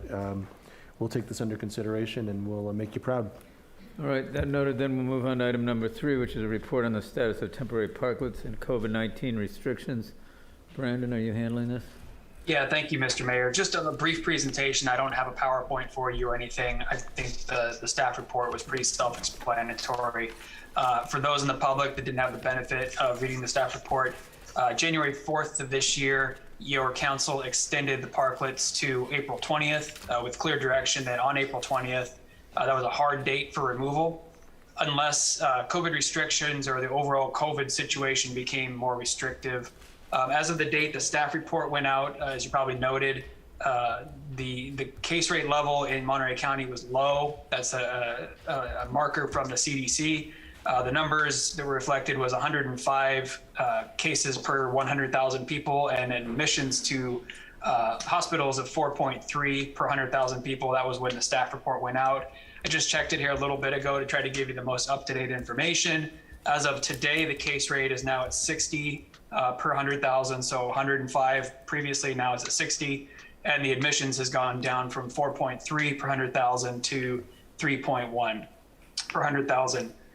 So basically, it's in the council's hands. If the council chooses to take no action to further extend the parklets, we will clearly communicate to all the parklet operators that their parklets and any items associated with that will be gone by 5:00 p.m. on April 20th. It's worth noting that tonight's decision has no bearing on the development of the permanent outdoor seating program in the right-of-way. This is completely separate. We're only talking about temporary parklets today. And that's all I have for you, unless you have questions for me. Okay, Brandon. Are there any questions of staff at this time before I open up for public comment? I don't see any from council. Okay, we'll open up the public. Anybody in the room wishing to speak? Don't hesitate, do come forward. Fred Bologna, representing the Carmel Residents Association. Mayor Potter, councilmen, you've all heard the reasons why, and will continue to hear the reasons why, the parklets should be dismantled.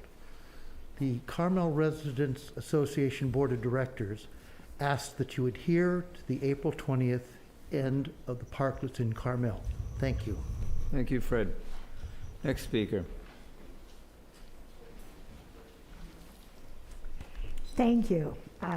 Excuse me. My name is Donna Jett. I live in Carmel about 25 years. I wanted to thank you for the Friday letter and Jeff Barron for the Zoom.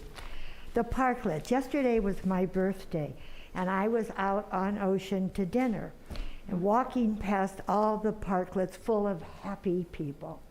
People enjoying Carmel, people enjoying the weather. Some of the shops were open. It was an event that I was so pleased on a Monday night.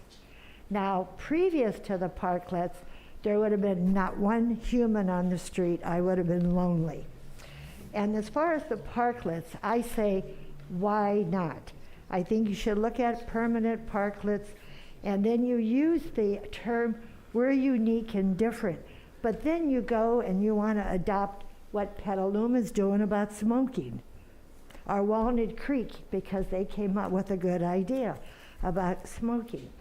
And then you don't want to do surveys, because the survey said, we like the parklets.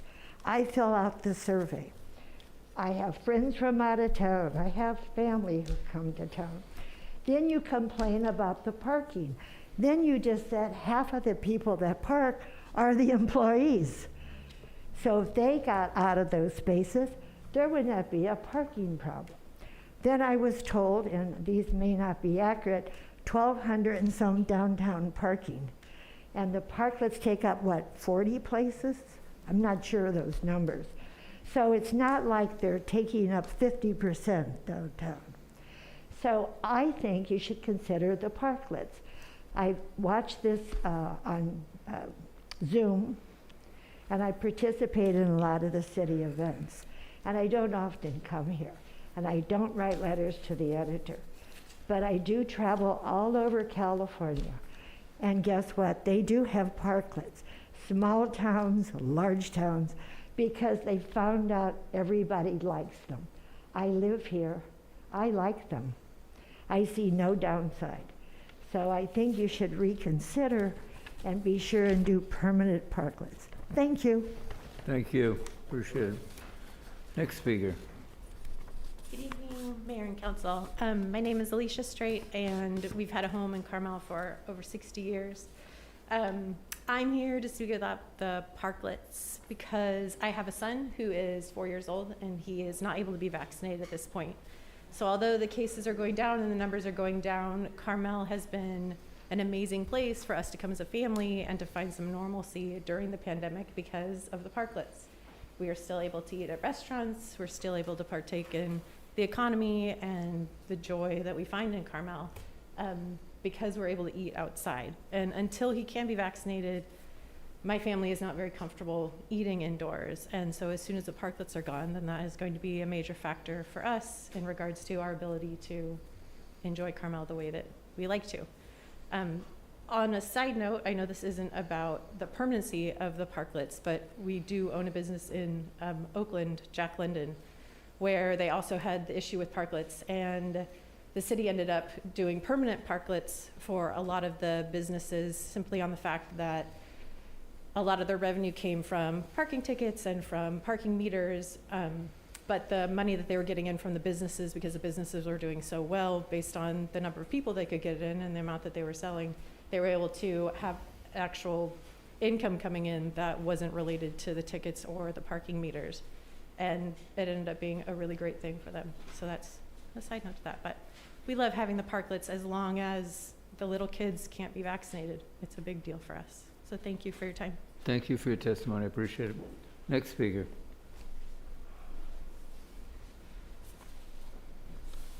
Following the arrows there. Good evening, Mayor, City Council, City Administrator, City Attorney. Tim Toomey here, Carmel resident, lucky Carmel resident. There's a strong desire on the part of everyone in Carmel-by-the-Sea for our businesses to make a strong and successful recovery from the COVID-19 pandemic. Carmel residents have supported our local restaurants during this difficult time. However, I asked the council to stand firm on the previously approved April 20th date to end the temporary restaurant public space parklets. My reasons for this include the following. There's a difference between the need and the want for temporary restaurant public space parklets. In 2020, our city administrator was generous in identifying the need to provide for economic relief with temporary restaurant public space parklets. This was to continue until the County of Monterey Health Department allowed restaurant indoor dining back without restrictions. In June of 2021, Governor Newsom lifted pandemic executive orders, and the County of Monterey Health Department lifted restrictions and has continued to allow 100% indoor capacity. Restaurants have been able to use both indoor dining and outdoor parklets since June of 2021.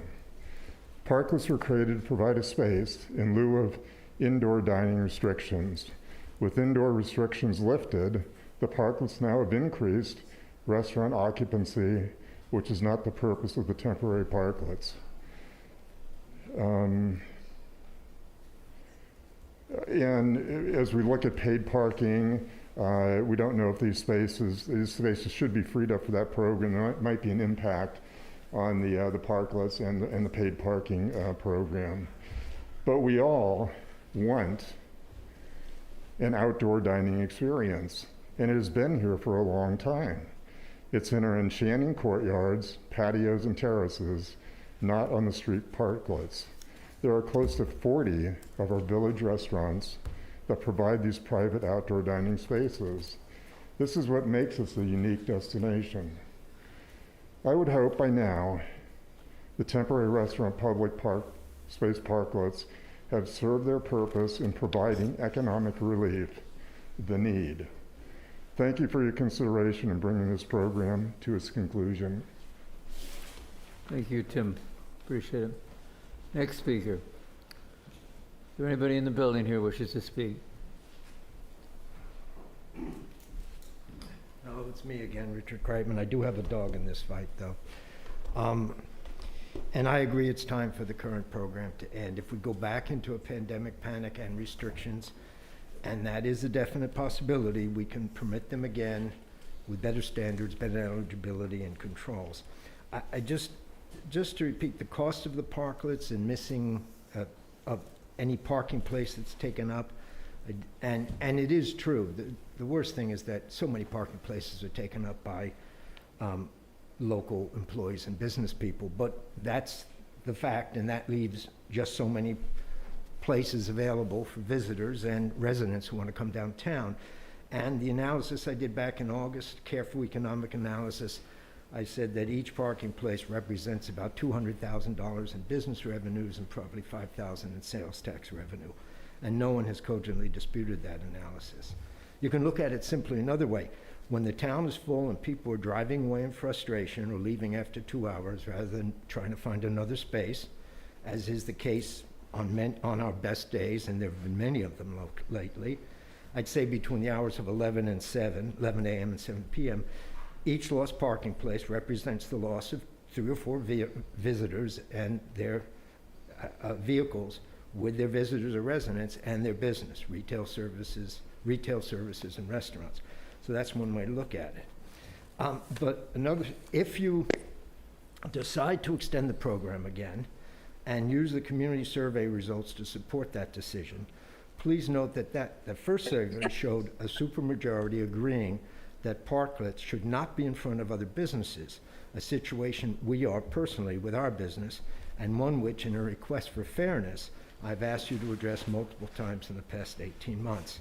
The pub parklet in front of our business has definitely affected it to the negative, to the point of I having to call the Carmel PD a couple of months ago to deal with 2 of the pub's inebriated patrons who had been seated in front of our shop and came in and acted in a threatening manner to my wife and I.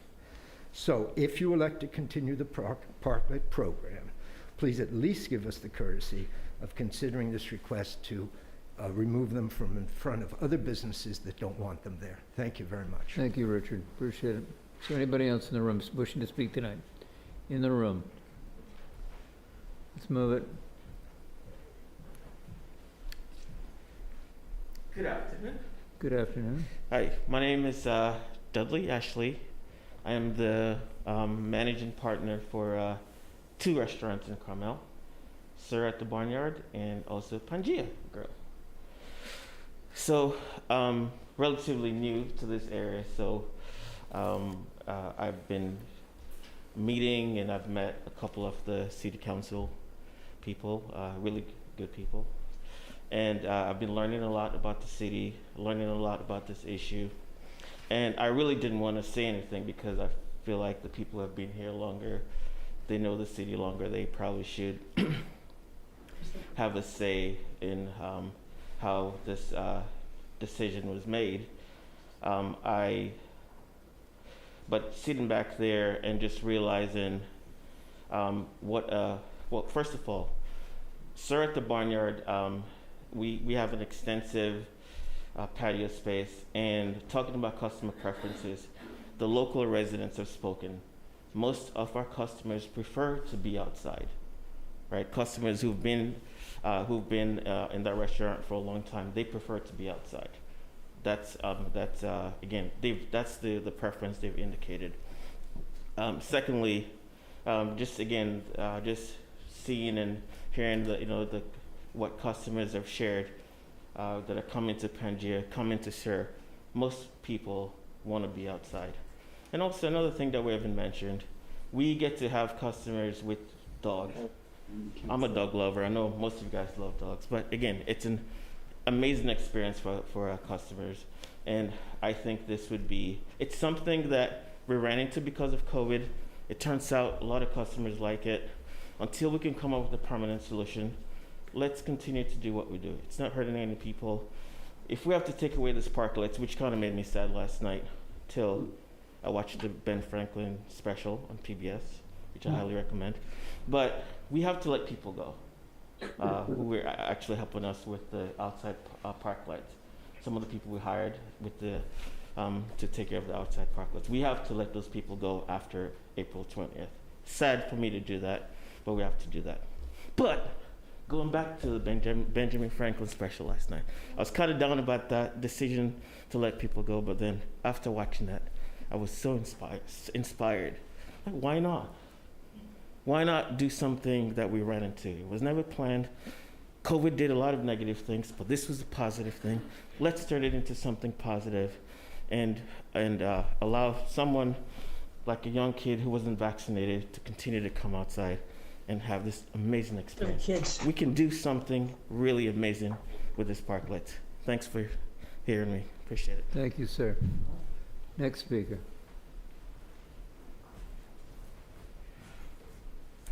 Mr. Mayor and council and staff.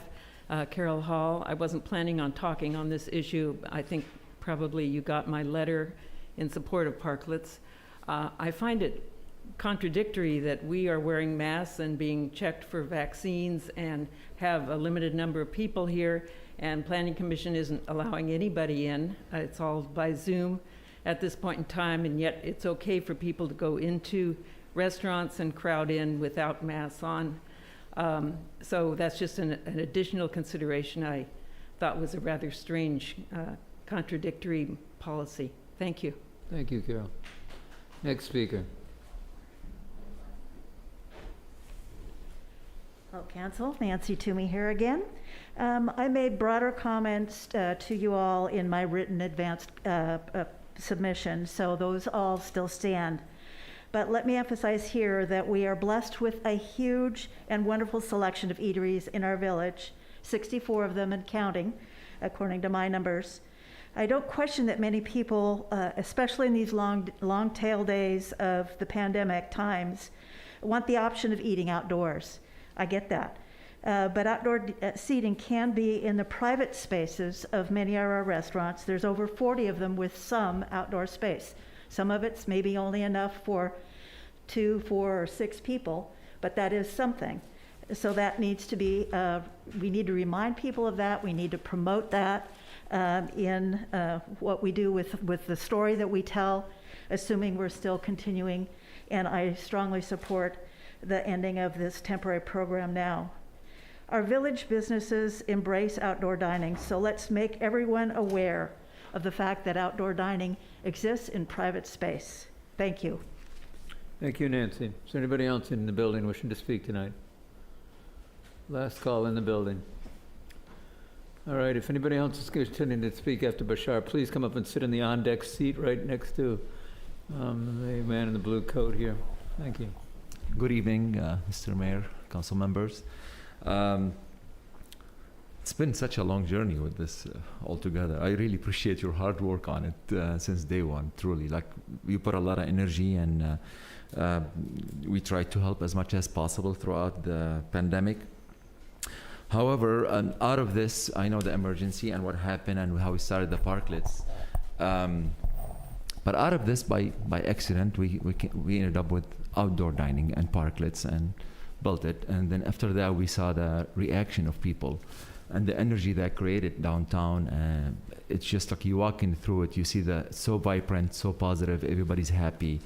We kind of like understood why we like to go to Europe and Mediterranean, because we all like to go and see that energy there. And now we have it here in this small town where it looks like European to start with, so it was a perfect fit.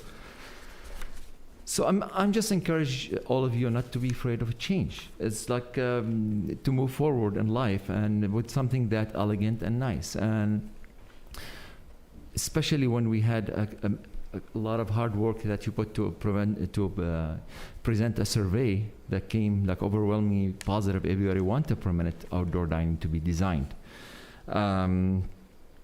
So I still don't know like really what is really like some people, why they are against it. I still don't like really point that. If it comes to parking, we also have parking issues. Numbers says 1,143 parking spots downtown. We took only 40 out of that. So are we causing parking problems? It's less than 2%. I don't think so. Income. We're happy to pay rent, and it's all about 40,000 maybe a month. That's almost $500,000 a year. This is great to the city. Culture that we see and how it's become like downtown. And then the look. After you leave tonight, I will encourage you all to go and walk by Portobello and Catch and look at it. And I want you to picture that after I remove it, there's going to be all trucks and cars parked by employees all day long. And I want you to picture which one you would like, the look that it is right now or the cars that's over there. In the end, we run another survey, and it's 90% saying they want this locally. And I can see so far how people like to have the outdoor dining. I appreciate you. Thank you so much for everything. Thank you for your comments. there anybody else in the building wishing to speak tonight? I have a request. Come forward. Possible to speak last after the online? No. We're going to do this room first, okay? All right. Once again, if you want to speak, if Ken does, please come up and sit in the front row here. Save a little travel time. Okay, I'd like to give you these, if I can pass these to you. Elegant and nice. And I don't want to hurt your feelings, Ken, but your meter is running. Staff could hand those out for you if you'd like. No, Jeff. Thank you.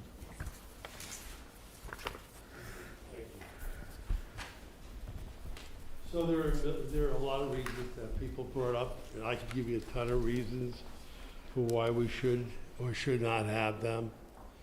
But the reality is it was in this sampling that we did this survey.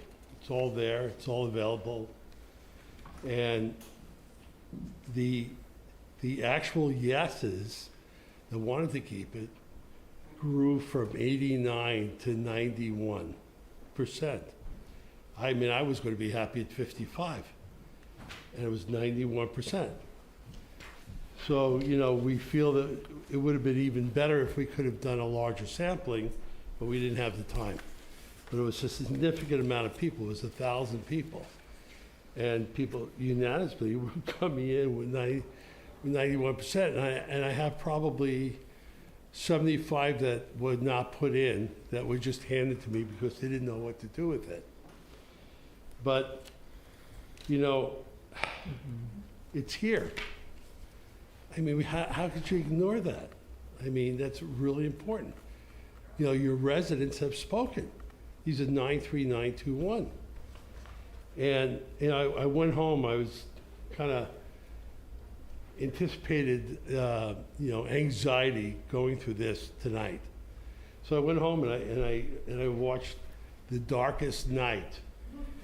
And I was watching Winston Churchill get on that train and ask, he didn't know what to do, even though Parliament wanted to do opposite of what you know, he didn't want to do what they wanted to do. He knew there was a problem, but he went in and listened to his constituents and he talked to them.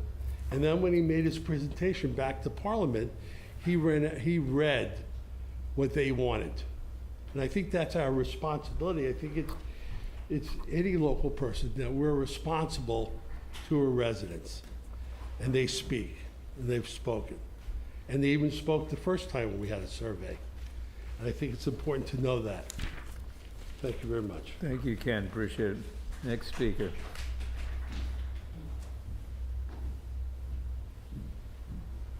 Hello, my name's Crystal.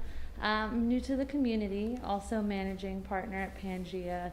And I just have to say, you know, I see the happy looks on so many people constantly being thanked that we do have our outside parklet for those immune compromised, the children. We constantly are completely full outside just for the request from the customers. And I know a lot of people in the community, getting to meet a lot of people, even over at Sir at the Barnyard, who know that we own Pangea as well. And they're like praying and hoping that we have it. We hear so many positive experiences. But not only that, I think it's a great outlet for us to have a part in the community as well with the income. I mean, I see a lot of the meetings, a lot of the budgeting where, you know, money's being requested. And I think, you know, just from our payment, I know from all the other payments, it could really do great things for the community and not having to find an additional large source of income that comes from it from another outlet by removing the parklets. But I think more importantly, you know, I see a lot of visitors coming and saying they think it looks so great outside. It looks so nice outside. I come from the Bay Area. I am very familiar with Oakland, San Francisco, Walnut Creek, and they've completely fully adapted.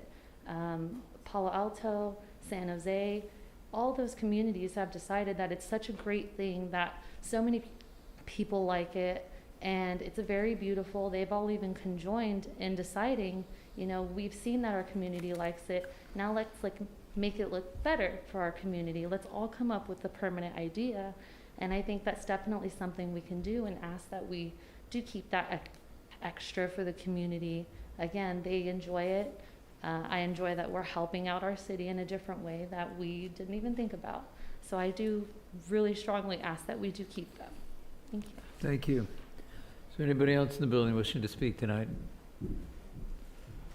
I don't see anybody. I'll open it up then to Zoom world. Is there anybody out in Zoom land wishing to speak tonight on this topic? Parker Logan. Parker, okay. Floor is yours. Thank you. Good evening, everyone. You know, people have said a lot of great positive things, and there's so many positive things that continue to be said, and especially with the umpteen ad hoc meetings we had and the drive and surveys for making this a permanent part of the city, and they're so welcomed by our visitors and most of our residents. How it didn't make a top priority list in your most recent meeting from last week is beyond me, because we've spent so much time and there's so many surveys and there's so much positive reinforcement to having these, including the dollars that they help generate. Not just the tax dollars from the business, but also from the rental fees.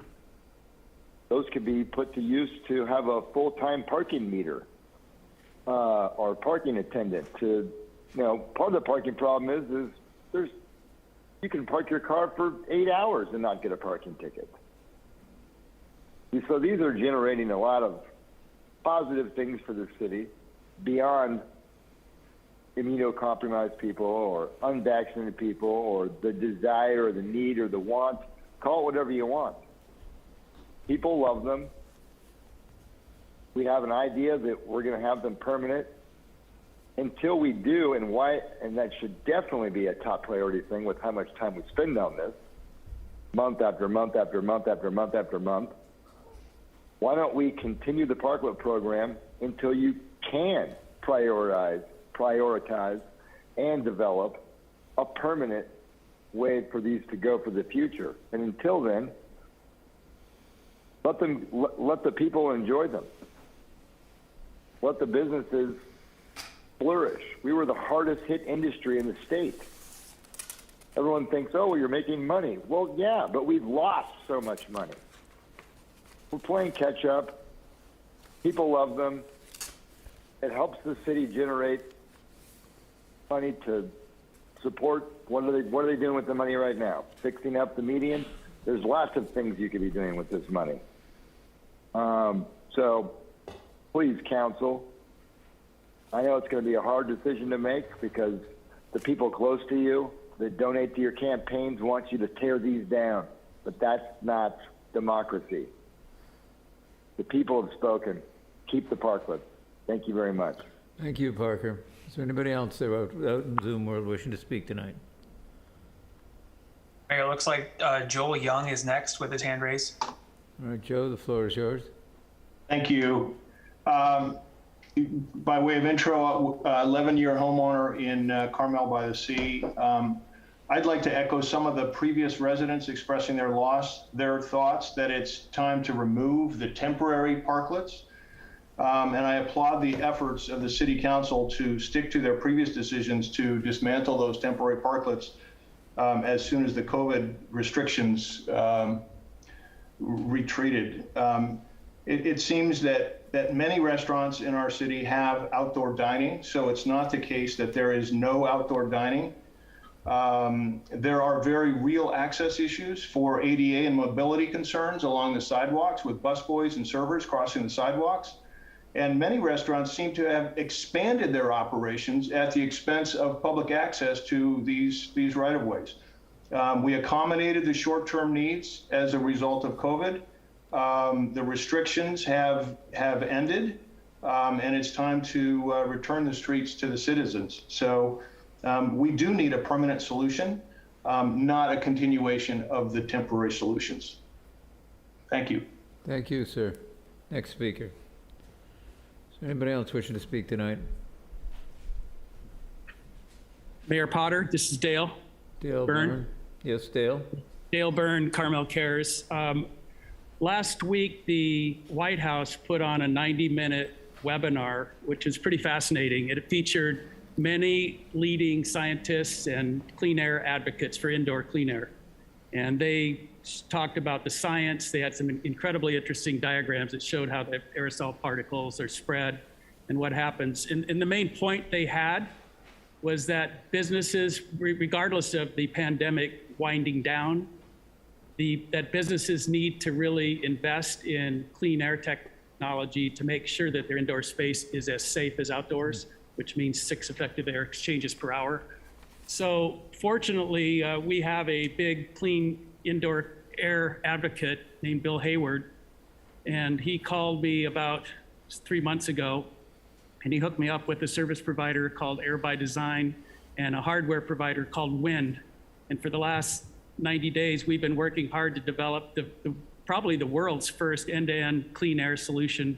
And I can't get into the technology, but it's very sophisticated, but also very easy to implement. And we now have 10 Carmel restaurants that have gone through the pilot program.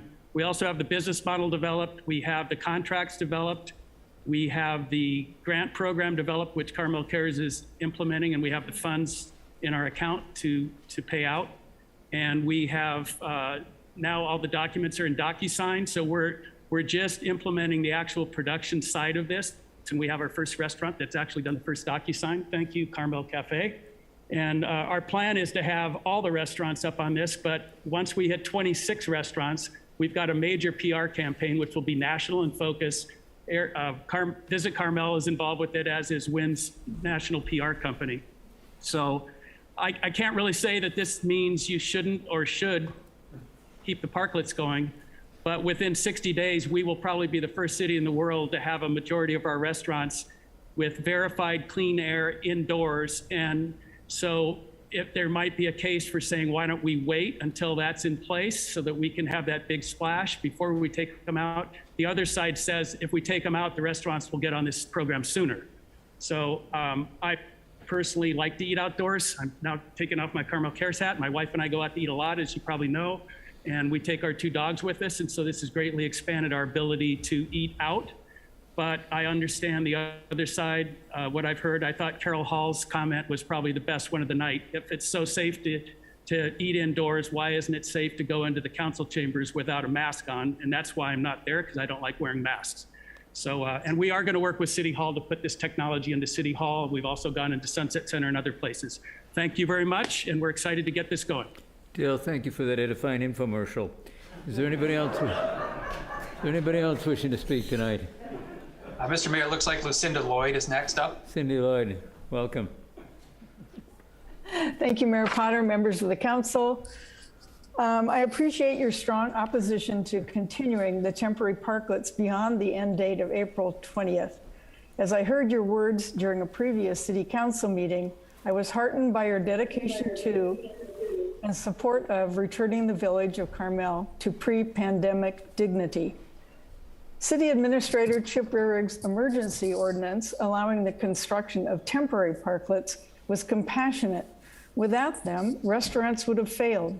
With them, restaurants have been able to survive the health restrictions imposed during the COVID-19 pandemic. Now that health restrictions have been rolled back, it is time to roll back and remove the temporary parklets. As the end date for the removal of the parklets has been extended time after time, they have usurped the character of the village. Walking along sidewalks in the business district has become hampered by the comings and goings of waiters, by the sense of invading diners' spaces. Driving along the narrow and crowded streets has become like navigating a slalom course. Dodging delivery trucks and parklets has become the norm when driving in town. Is this what we, those of us who live here, who love Carmel, want our village to look and feel like? I do not. The maintenance of the parklets has not been universally adhered to by restaurant owners. The appearance of our town has been compromised. The message to visitors is that we don't care what Carmel looks like, that we don't appreciate our interesting architecture and look of our village. I don't believe you, as the protectors and upholders of city rules, regulations, ordinances, and overall character of Carmel, want to convey that message. Please hold firm on your resolve to uphold the April 20th date for removal of all temporary parklets. There are many restaurants in town offering outside dining for those who choose to sit outside. Return our sidewalks and parking spaces as they were designed and intended. Thank you for all your efforts on behalf of Carmel-by-the-Sea. Thank you, Cindy. Is there anybody else wishing to speak tonight? Brandon, do you see anybody? Mr. Mayor, I'm not seeing anyone raise their hand or anyone unmute at the moment, so you might be okay. Might. Yeah, I'm All not right. seeing anyone as we're pausing here, so I think you're good to All right, go. I'm going to close the public comment period, bring it back to council for direction, comments, and considerations. Are there good questions of staff? Mr. Mayor, this is Anthony Carnazzo. Anthony, get moving. I'll be real quick. I won't even take 3 minutes. I just had to put a kid down. Thank you for your time. Just a few brief comments. I want to in particular echo the sentiments of Parker Logan, Ken Spilfogel, and of Bashar as well, who I wish I was as articulate as that man. Just a few quick notes. The very large majority of both visitors and locals want these parklets. The folks who want these removed are in the very small minority, by both survey and anecdotally, even if they are the most vocal. I'll acknowledge that. And for this little European village in the forest, there's nothing more in character than outdoor dining.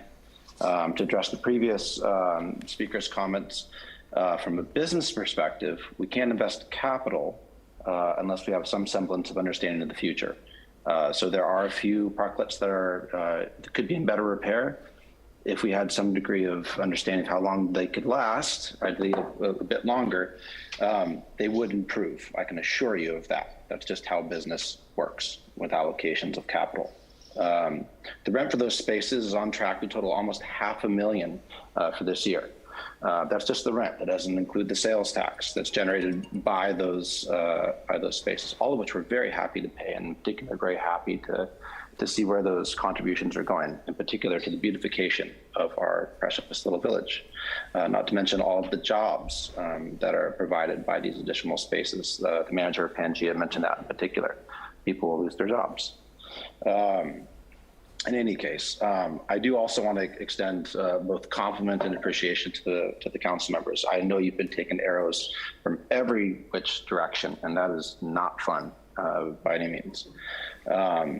I think the fair consensus, though, is that a permanent solution, and this is the silver lining of this whole past 2 years, the silver lining of it is we've seen this wonderful opportunity where everybody's so joy-filled to have outdoor dining.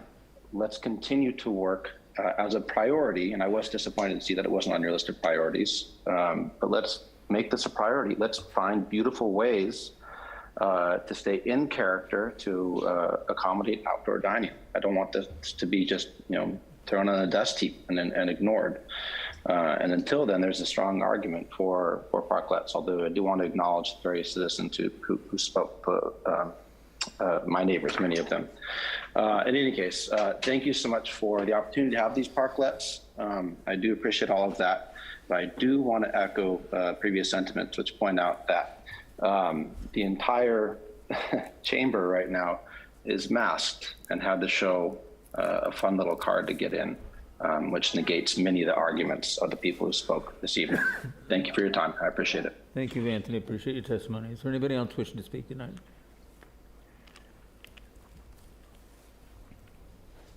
I'm not seeing any more hands or mics unmuting, Mr. Mayor.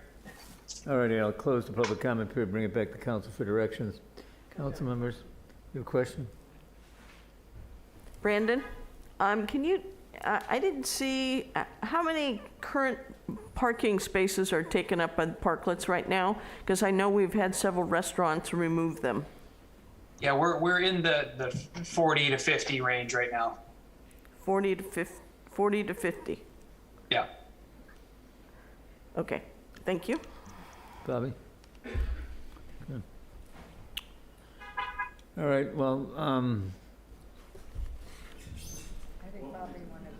sorry, Bobby, I thought you wanted to speak. I guess I do kind of have a question for Brandon. Brandon? Yes, sir. Is tonight is an action item? Because when I read this, it just says, if nothing changed, then this is going to happen. So I guess my question would be, has something changed to make the action that we made in January change today? So similar to how we've been running these in the past, the authority was granted to the city administrator when the emergency proclamation was put in place to allow this program. And that's how it got set up. Since that time, we've been coming back to the city council to get direction from you about whether or not we should continue the program going or not. So it's not a motion. There's no resolution. It's more of a call it a straw poll or a thumbs up or consensus, whatever you want to call it. So it's not an official motion. It's not a resolution. It's not an ordinance. It's just direction to staff on whether or not to continue the program. Yeah, to reinforce real quickly, Mr. Richards, the agenda report is written so you can provide direction, i.e. you could tell us to extend them, you could tell us to remove them earlier, whatever your direction is, we're looking for that tonight. I'm sorry, Mr. Mayor. No, I was going to say, historically, that's been on a 3-2 vote, so if there's a change in sentiment, now would be the time to express that change. I have a question, though. Brandon, you really didn't answer the question. Has anything changed since January? Oh, I'm sorry. I didn't hear that as the question, because that was part of my presentation. The numbers, as I put in the staff report, have gone down, the case rates and the admissions. And as of today, they've even gone down farther since my staff report. So the answer is, has there been a change? Yes. There's less, smaller case rates, fewer admissions, and we're now in the low category. Thank you. Okay, another, sorry. Follow-up, are we in like a violation, not a violation, because I know that we have an emergency ordinance, but in the are we in breach of our typical or our regular ordinance or rules or guidelines or general plan by having outdoor dining in the public right of way on the streets? I wouldn't use the word breach or anything like that, because as you rightly pointed out, we do have that emergency proclamation, which allows the city administrator to make rules for the safety of the public. So we're not in breach of any rules because we have that coverage. If your question is, without that emergency proclamation, would this be allowed? The answer is no. There are areas of our code and our general plan that would have to be amended to allow parklets to be in the street, which is where that permanent program comes into place when we start working on it. I would add, Mr. Richards, that without the emergency declaration, the outdoor seating is inconsistent with those provisions of our general plan and zoning ordinance that require all businesses to be done within a fully enclosed building. Yes, Kara. So, obviously, there's a lot of talk about what we have as a city done to essentially save our restaurants. I think the Parklet program allowed not one restaurant to fail during COVID. I don't think a lot of cities can say that. I think if you go to other cities, you will see that there were a lot of restaurants that failed. So I do commend the city and the staff for, taking the hits here. I commend the restaurants for trying to make things happen, which is one reason why we have a robust budget. I know that I feel for people that aren't vaccinated, that don't want to be inside. I do care about how Carmel looks. And I care about the look of Carmel and what we do as a city. So I want to address that. But unfortunately, COVID has changed the restaurant business. It has changed the way people want to dine. And that's not going away, even though COVID is hopefully getting to be less. So that is what part of the balance here is. we've had a couple of restaurants pull out their parklets, and they don't have any outdoor dining, and their business has gone down. So I hope that our decision tonight is not going to affect our sales tax revenue. And because I think that's something that the restaurants have been a big part of. What I heard tonight too is that we had a subcommittee that did a lot of work. And people want that work of that subcommittee to continue. And so we heard that from several people tonight. And so, you know, one thing, I know we got our big top 15 or 16, but I think I would appeal to our subcommittee members of, you know, what did you promise to the people that spent a lot of time and effort? You know, what did you promise to them in terms of what would go forward with the permanent parklet solution? So that's my question for Dave and Bobby at this point. I do think, though, that tonight we are tasked with guidance on whether the temporary parklets go forward. I don't think there's any question people enjoy eating outdoors. But I believe it's time to stand by our January decision to remove the parklets as of the 20th of April. We cannot keep these temporary parklets in place for another 2 years or whatever it takes to get the permanent dining solutions in place. Additionally, we cannot level the playing field for everybody.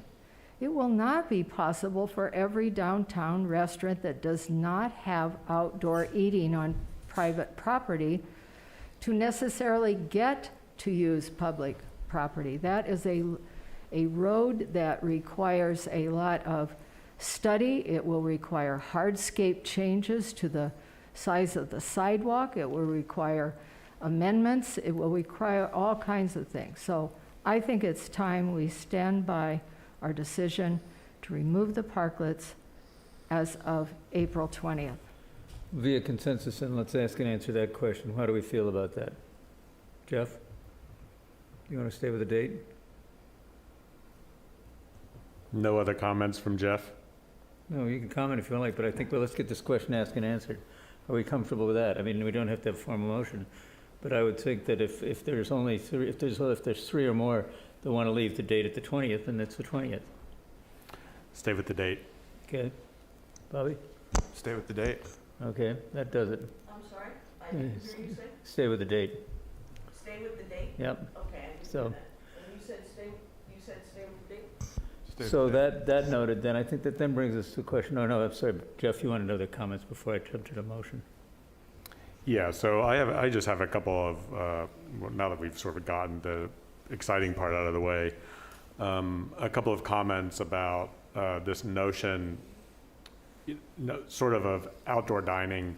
You know, when I walk through downtown during lunch hours, it seems pretty crowded. And it seems like these days that it is as crowded downtown, even during the week, much less on the weekend, as it's ever been, as we've ever seen downtown. And maybe it's entirely possible that my memory is short and I'm misremembering it. You know, it always seems bad, but it seems pretty bad.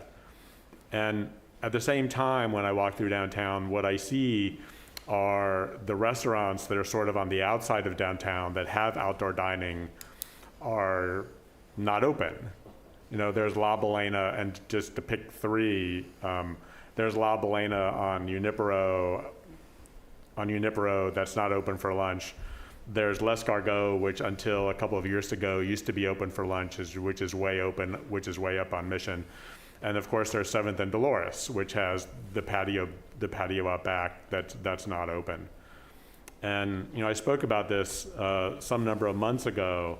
It seems like the parklets are stealing customers from the places that are not open. You know, there are 1,000 or 2,000 or 3,000 or however many people in town that eat lunch every day. And it seems like that number, you know, from the number of visitors, it seems like that number is pretty constant, is pretty high and pretty constant. And yet we have a number of restaurants that are overburdened with customers, some of which are so overburdened with customers that they have exemptions from our food recycling laws because they can't store all the food waste on their premises. So we have customers with parklets that are serving so many people that they have an exemption from their food recycling laws. And on the other hand, we have these restaurants on the outside of town which are closed. You know, and in my view, you know, I would suppose that some of their customers are eating at the places downtown. Part of the charm of Carmel, you know, part of the things that we always talk about when we talk about Carmel is the charm of exploring the town. You know, we talk about exploring the passageways between buildings, which came up, you know, at the Planning Commission with regards to the pit a couple weeks ago. We talk about, you know, there's the passageway in the Court of the Golden Bough. There are passageways all over town, and that's part of the charm. And by restricting our visitors or by having these sort of, you know, Chip talks about notice attracting features, and the parklets are notice attracting features. And by restricting the visitor trade to the parklets with notice attracting features out front, what we are doing is we are disadvantaging the restaurants that are on the outside of town, that are closed at lunch. Like we have the same number of people, but they're being served at half the number of restaurants. And I believe that that is a disadvantage to these restaurants that are on the outside of town. And so it's hard to, you know, sort of do the analysis of the number of people that are eating in town versus where they are eating. I would like to also, sort of address what I think is a little bit of an elephant in the room, where people are talking about immune compromised people, and, you know, why we in this chamber require masks and while the restaurants don't, and how maybe that seems a little bit hypocritical. You know, eating at a restaurant is a choice.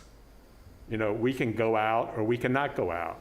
And as a number of people have spoken, there are 35, I think there are 36, but there are 35 or 40 restaurants in town that have outdoor dining that can serve people that are uncomfortable being inside.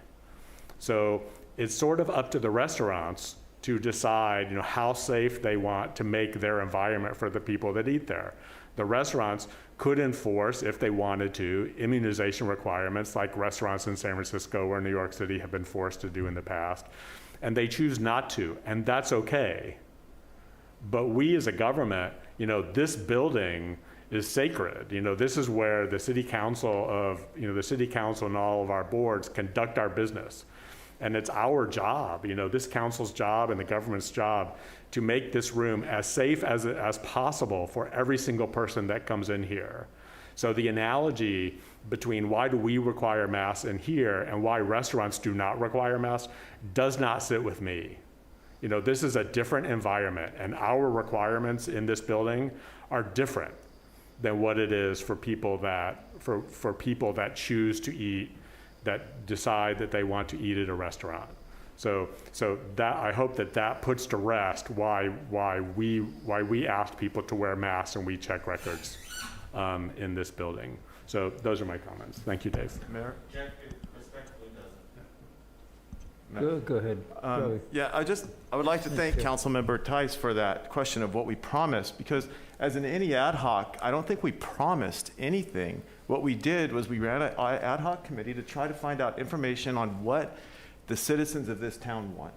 And so I think that we did a good job with that. And I think that we found out through that process that it is very important to the citizens of this town that there is some sort of outdoor dining suggestions or look at, or it comes up in our general plan when we move on with our general plan. And I think that, I know for me, I won't speak for the mayor, I know, but for me, from that group, and what I have in my head is I want to push that forward as soon as possible. but I think it's going to take all 5 of us to take something off of that list and put that back on. So if you have a suggestion of what you would like to take off, I think that we would all be willing to listen to that. But as far as a promise, I didn't make any promise other than, gathered information. And I think that, Mayor, I think we're pretty dedicated to moving this forward, whether it's with the planning department or with our general plan, with Nori Winter, whatever it takes to figure out a way to increase outdoor dining in Carmel. So that noted then, as the other half of the ad hoc committee, I kind of was my mistake at the council meeting with the retreat we had the other day where I didn't make a big deal of this issue because I thought tonight would be a better forum for that. I didn't want to have 2 discussions on the same topic where we'd go ahead and have a discussion. We'd get lobbied like hell about the protection of the parklets at that meeting, at the retreat meeting, and then we get lobbied again tonight. It's like 2 bites of the apple. I'm not a real big advocate for that from a public policy standpoint. So that noted, I think Anthony Carnazzo made a very good comment. Sorry, I tried to cut you off there, Anthony. But you did make a good comment about there was a lot of work done. Carrie's alluded to that too. What is our expectation of that work? So I'm going to make a motion that I've worked on for the last day and a half here. But I think I'm pretty clear on my direction. I move that we direct staff to come back in 30 days with a recommended process for council approval of the process only for the referral to the Planning Commission to address the concerns previously expressed by the council and the community regarding outdoor dining opportunities. This is to include, but is not limited to, design, architectural compatibility, public safety, colored patterning, and zoning modifications. Within 90 days after that, there is to be a Planning Commission recommendation to the City Council for their consideration regarding permanent outdoor dining in a public right-of-way. At that time, Council will provide staff their preferred approach, sidewalk dining, yes or no. If yes, additional direction and concerns based on information provided by the Planning Commission will then be authorized for proceedings. Is anybody clear? Is there any questions on that? Brandon, I gave you this earlier. Yes, Mr. Mayor, I understand what you're asking for. I think you're asking, at this point, you're asking your colleagues on the council. But yes, I understand from a staff perspective what you're asking. Questions to council? Brandon, do you have a copy you could put up on the screen? No, I didn't. I do not, no. I have the only copy. You want a copy? I'd like to ask the city attorney, is this on the agenda tonight? It's under direction. I don't, I have to confess that my laptop battery expired and I don't have a copy of the agenda report. Really?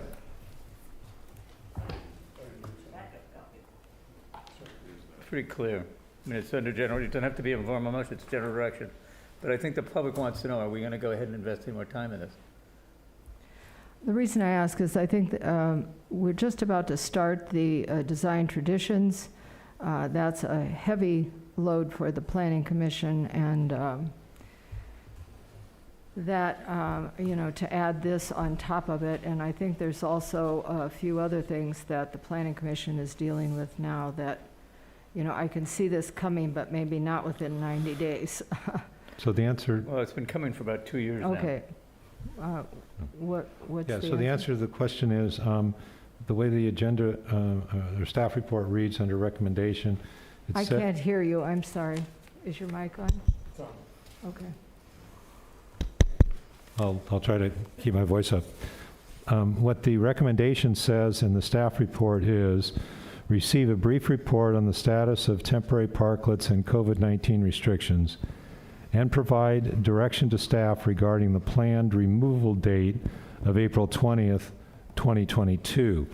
So what you can do is to give direction regarding the planned removal date, and I thought I had heard that from prior comments from council.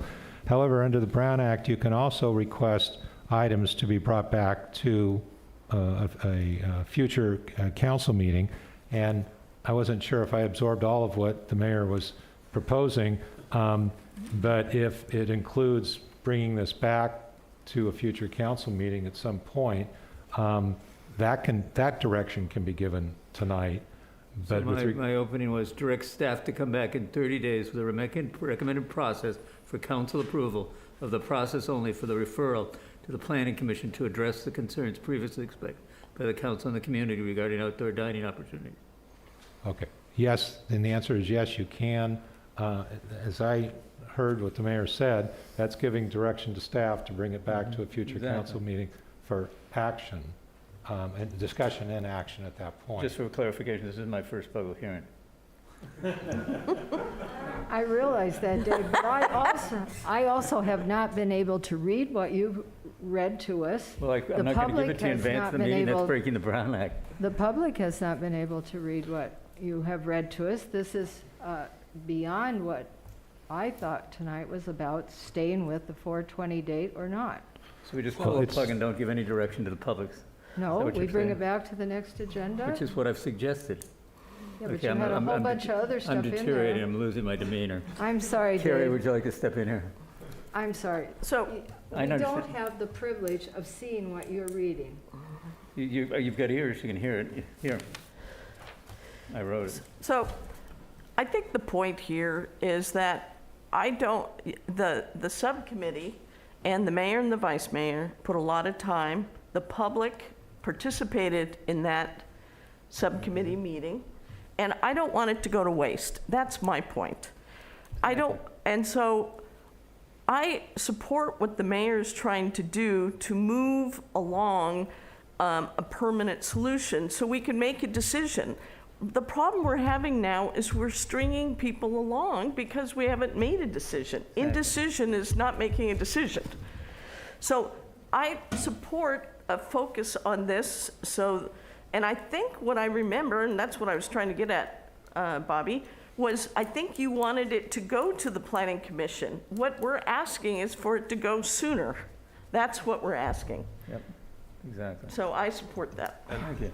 And that's what I've been hoping for. That's why I asked those questions earlier of Brandon, is I support what the restaurants have done and what we've done to help and all of these things, but we have to get back to our general plan, our ordinances, our rules, all of these things. We have to get back to them before we can move forward with something else. I don't think that we can just dovetail into something because that's what everybody wants. That's not the way policy works. We have to stop this urgency and build our next project. We're not endorsing the concept of outdoor dining tonight at all. I'm simply trying to get in a process so we can actually have some substantive discussion about the issues that we've been debating for the last 2 years. That's all I'm trying to do. I'm not doing anything covert. I'm sorry I wrote it out in advance so I knew what I was saying. But it always works better for me. It always works better than me when I know what I'm saying. Yeah. If I may, Council, this is, if this motion passes, we'll certainly do our noble best to dissect this motion and bring you back a product. It will result in delaying something that is on the priority list now. So I will tell you what that is when we come back at our May meeting. And I will tell you that as one of 3 people here that sets a policy, I think we've got the capabilities of deciding that question. I knew you'd say that. I anticipated that question very clearly. So you're not telling me anything I didn't know. And with that said, Mr. Mayor, I'll bring you options for things that you can choose to remove from the list of priorities. So I have a comment. I generally support, I'm generally okay with this, as long as we can rejigger the 16 items we have and sort of figure that out. So I'm fine with this. I think this is all fine. One important thing that I would ask be included in this motion, I know the motion says include but not limited to all the following things. The only thing I would add to this is if we are going to use public property for the benefit of restaurants, that I think the issue of rent or compensation to the city be included in the motion, like upfront. So that's not so we go into this with our eyes open, and that's not something that's something that we have to sort of hack in later. I'd agree. So I'll amend it to include consideration of compensation for the use of public property. Absolutely. I just didn't want to list too many. I didn't want to list too many things. That's all. So just to make clear for the record, the substance of the motion is to give direction to staff for the details that you've got in the motion to bring this back for a future council meeting at your next meeting. Yep, 30 days. Is that to come back with a process for it to go forward to planning, not a complete project? 30 days for a recommended process for council approval of the process only for the referral to the planning commission. Okay, the process Yep, only that's a for a referral. referral. Yep. Okay. Exactly. And I seconded it. So Yeah. it's, Okay, do we have any other discussion? All right, I'll call the question.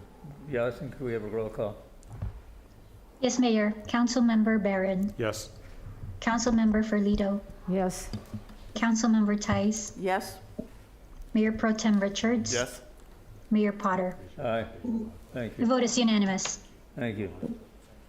All righty, so we've been at this for about 2.5 hours, maybe a little over.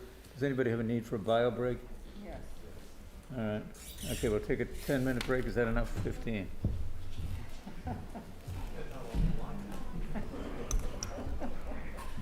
Thank you. Thank you.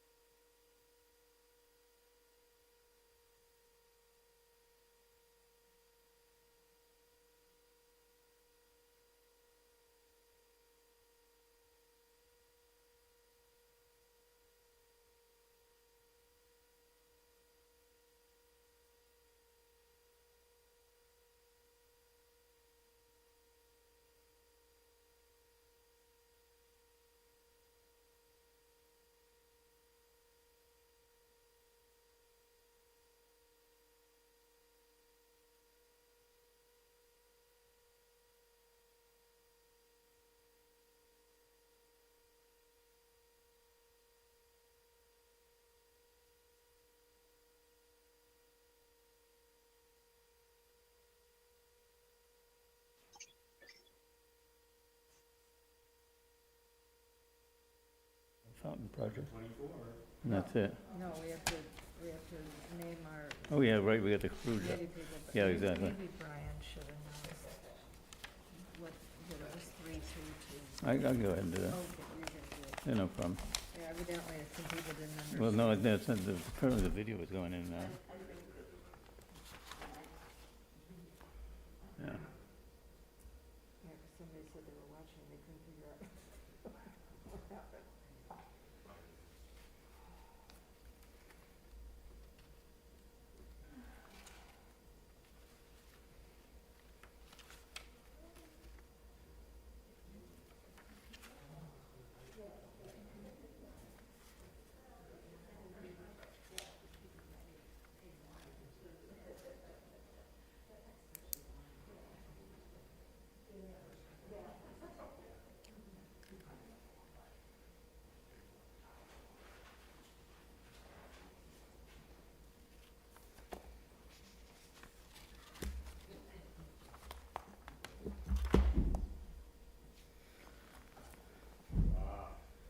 All right, it is 7:25. We're reconvening as the Carmel-by-the-Sea City Council. Got one matter of clarification first. Apparently the video is going in and out during our presentation on the parklet issue. The public's a little confused as to whether their parklets are remaining after the 20th of April, or whether they're going out as was previously directed. The previous decision stands. They will be removed on the 20th of April. That clarified. Let's move on then to a report. Recommendation and appointment of community members to the Design Traditions 1.5 Steering Committee. Brandon, are you handling this? Mr. Mayor, just a brief introduction, probably more brief than my staff report, which is also very brief. As we mentioned last time, we asked the council to go out and each member to find one member to appoint to this steering committee, which will meet with me and my team and the consultant, Winter and Company, on a regular basis as we proceed over the next year with the Design Traditions 1.5 project. There still is going to be lots of other community meetings, planning commission, city council meetings, but this is a 5-member committee that will meet with the city staff on a more regular basis through the process. So with that, I'll really just turn it back over to the council members to bring up your nominees or mention them. And ultimately, we just need the whole council to approve the 5-member steering committee. And then this Nori Winters is coming into town on when is it again? I'm sorry, I missed it. Their first trip into town will be next week, actually. It's just a kickoff meeting, mostly with staff. We do have a little bit of time set aside on the 13th just for them to meet the steering committee, but the steering committee won't have a lot of work to do at that first meeting. It's really more of a kickoff meeting. So before I go to council members for their actual appointments, I'd go to the public to see if there's any comments on this item. Is there any member of the public wishing to comment on this item that's in this room tonight? I don't see, but is there anybody in Zoom world who wants to speak? Brandon, anybody? Mr. Mayor, I'm not seeing anyone. All I see is your big head, so I can't see much else. Okay, so then why don't we bring it back? Council members, are we prepared to appoint tonight? Okay, Carrie? I'm happy to go first. I'm very pleased to appoint Melanie Billig as my person to serve on this committee. What's nice about Melanie, she actually helped with the original Carmel Design Traditions project, so the historical perspective is going to be wonderful. She has been a member of the Carmel-by-the-Sea Planning Commission. She has also been a mayor and council member in San Luis Obispo. So she understands process, she understands our village, and she's looking forward to serving on this committee and contributing. Good. Jeff? Thank you, Dave. I'm happy to appoint Don Goodhue, also a former mayor. Sorry, Don. Also a former member of the Carmel Planning Commission. Its chair for at least a couple of years, and fairly well-renowned. Sorry, Don, if I'm selling you short.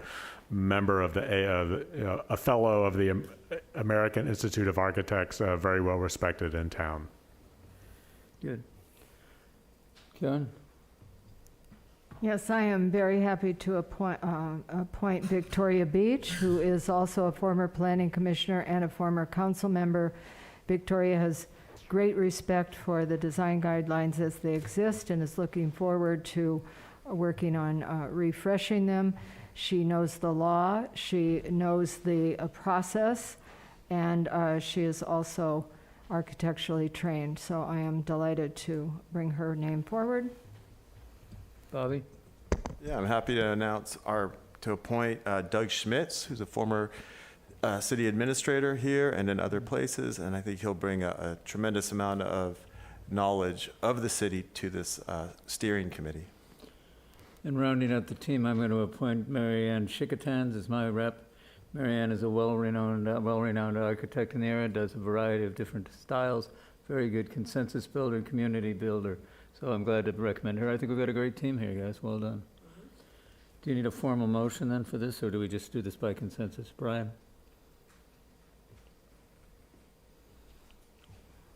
You can, I think you've already indicated your appointment, so I don't think any further action is needed. Okay, good.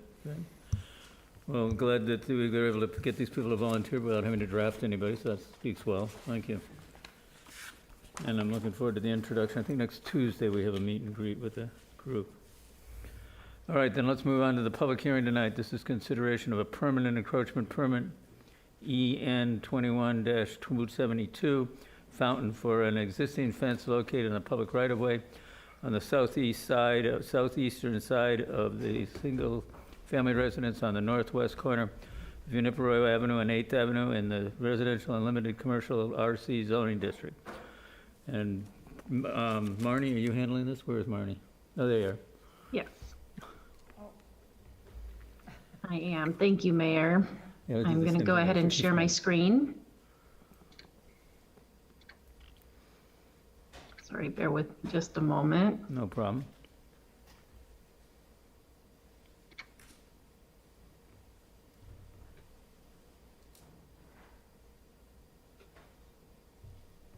Sorry, I'm still having some difficulties here. Here we go.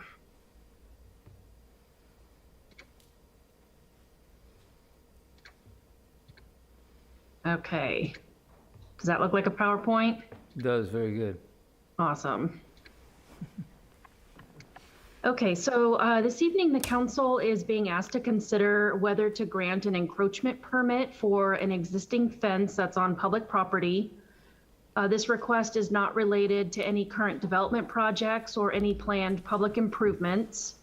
The council is considering whether the existing fence can remain, and if so, formalizing the fence encroachment through the issuance of a permit. So in 2003, the Planning Commission approved design review permits for the construction of 2 single-family homes. They are located in the residential and limited commercial zoning district. The parcel at the northwest corner of Junipero and 8th has been developed, while the mid-block parcel on the north side of 8th Avenue remains vacant. There is an application under review for the development of the vacant lot, and that project will be considered by the Planning Commission at a future date.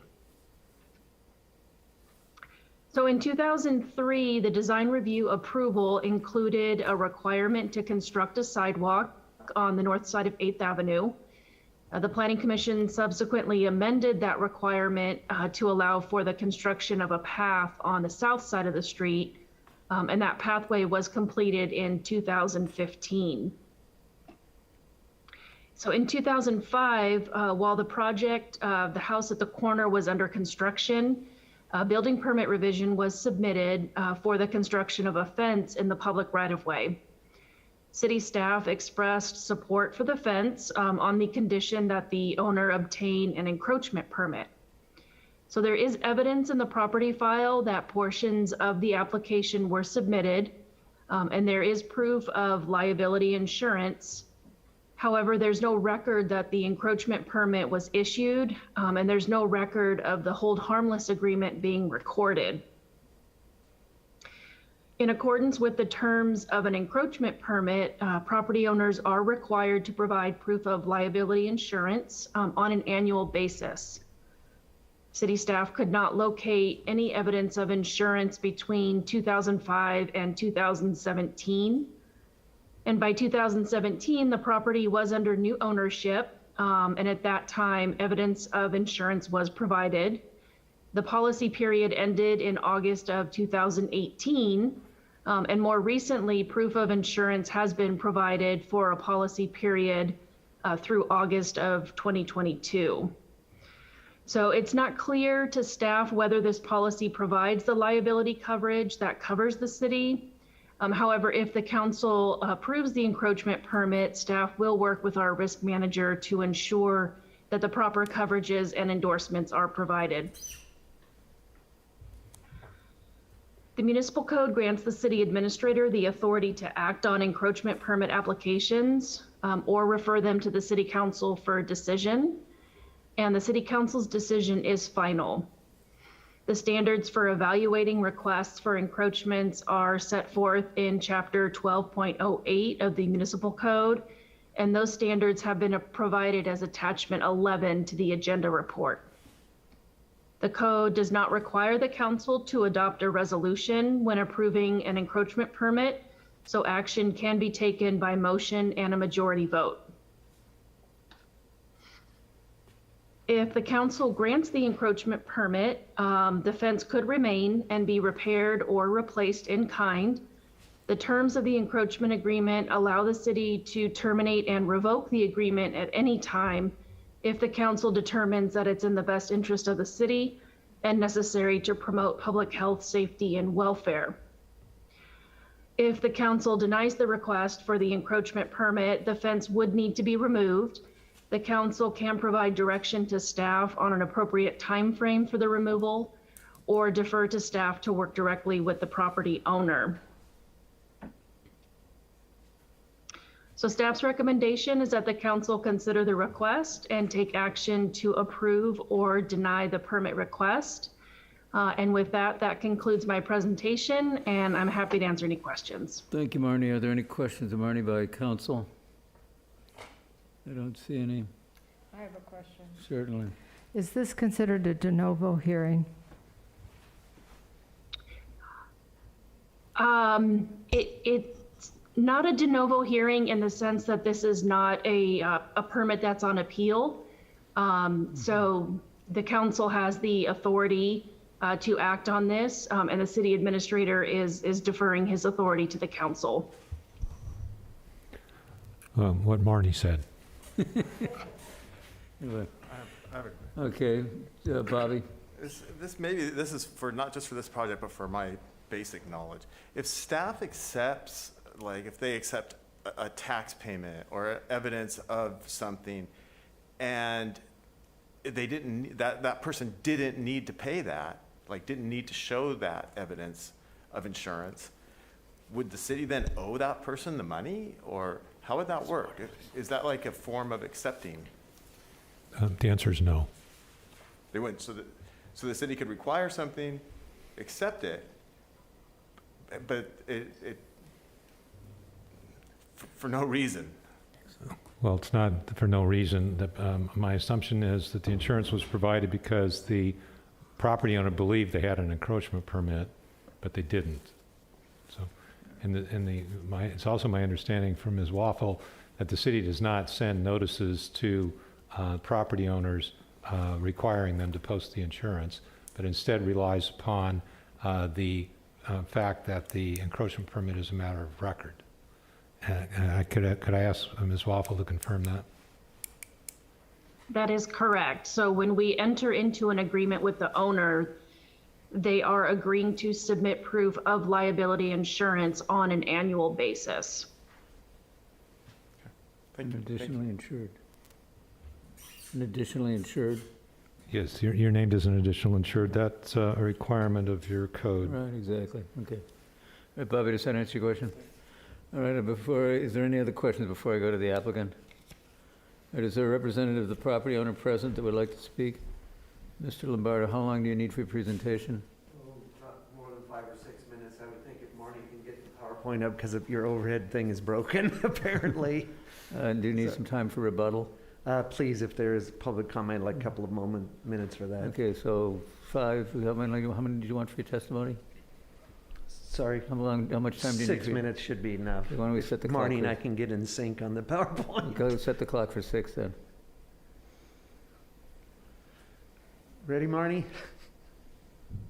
Thank you. Anthony Lombardo on behalf of the Fountains. I won't rehash everything that was in my letter to you last week, but the Fountains have had a very unpleasant and unfortunate experience involving this little sliver of land as detailed in my letter. Marnie, if you'd go to the slide, next slide. The area we're talking about is that little sliver at the bottom of the drawing below the red square, which is the property boundary. This is actually a photograph of the building permit plans, and on the right-hand side, you'll see the red city stamp there from the building department detailing what this permit is for. And Marnie, if you can go to the next slide, it's enlarged. As you can see, it says approved plans, and on the handwritten above the date of April is landscape/encroachment. So I don't know how this, without the existence of an encroachment permit, I don't know how the city could have approved building permit plans for that encroachment. In fact, on the back of this plan, which I don't think Marnie included in the PowerPoint, is another staff document that says plan check revisions, and one of the issues that had to be resolved before the plans were checked and released for construction says submit a signed, notarized, hold harmless agreement and liability insurance endorsement in the amount of $500,000. So this was a requirement before that building permit was issued.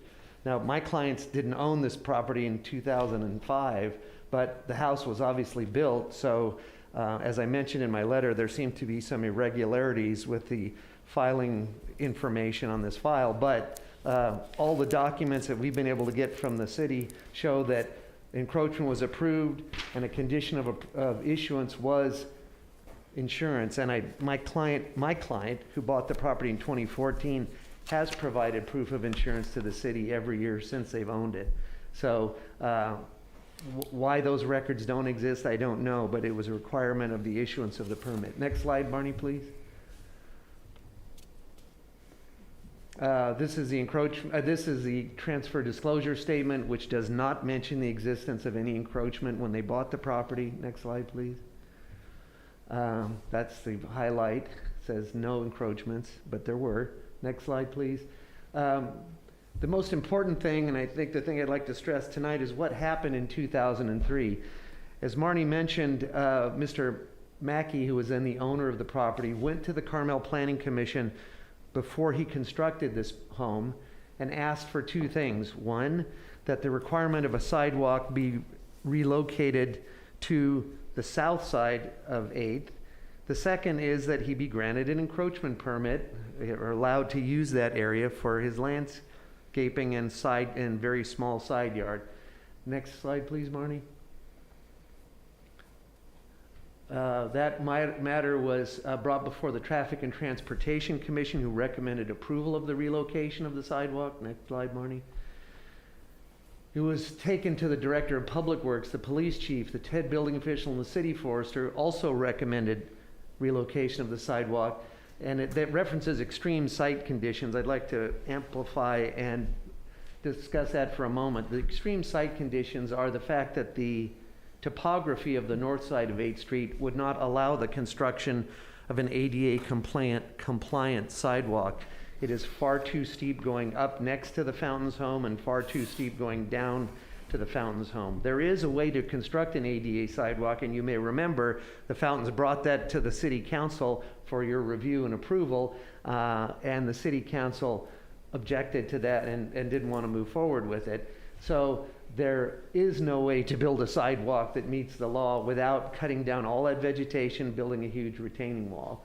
You can see the next on the bottom of the page, there was a requirement in return for this, or consideration given to the city, which was that the applicant construct a sidewalk on the south side of the street between Junipero and Mission. Next slide, Marnie, please. The decision was unanimous by the Planning Commission, amending the permit, eliminating the sidewalk on the north side, and requiring the sidewalk be constructed on the south side. Next slide, Marnie. Here's a picture of that sidewalk being constructed. Next slide, Marnie. And as we saw today on the field trip, that path exists now, continuous path exists between Junipero and Mission. Next slide, Marnie, please. The area we're talking about, as we saw today, is that little sliver between the south wall of their home and the existing picket fence. That's all they've ever wanted from the city is confirmation that what they bought, which included that little sliver, an encroachment of that little sliver, which they didn't know was an encroachment, they can keep, that someone isn't going to try and build a sidewalk in their living room. Next slide, please. So, we would respectfully request on behalf of the Fountains that the council do two things tonight. One is issue an encroachment permit. The first, however, as staff mentioned, this property is kind of an oddball because it is actually located in a partial commercial district, but it's a residential use. And so your code says for commercial properties, the applicant has to pay a $4 million, has to provide a $4 million insurance policy. That's not feasible for a homeowner. The policy that was required at the time of the issuance was $500,000 because it's a residential use. So we would respectfully request that because this is a residential use, not a commercial use, that they be allowed to have the residential insurance requirement, which is what they provided to the city since they've owned the property. The second one change, thank you. The language of the encroachment permit. Your attorney and I have had various discussions about the results or the legal principles controlling here. In other words, Mr. Mackey and now the Fountains own a property where the city approved a use permit and then amended it that provided that there would be no sidewalk built on the north side of the street because Mr. Mackey was required to and did and paid for the construction of a sidewalk on the south side of the street. Staff pointed out to me that they had to retain the right to use the right-of-way for the expansion of a street, which we have no objection to, but we do object to a reservation, a general reservation that would say if anybody in the future ever decides that it's in the best interest of the city, they can take away this encroachment permit. Because if you will, the Fountains bought and paid for this encroachment by virtue of having constructed a sidewalk on the south side of the street.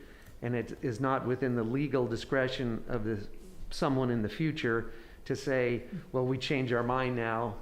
We're going to build a sidewalk next to your living room, even though you built us a sidewalk on the south side of the street.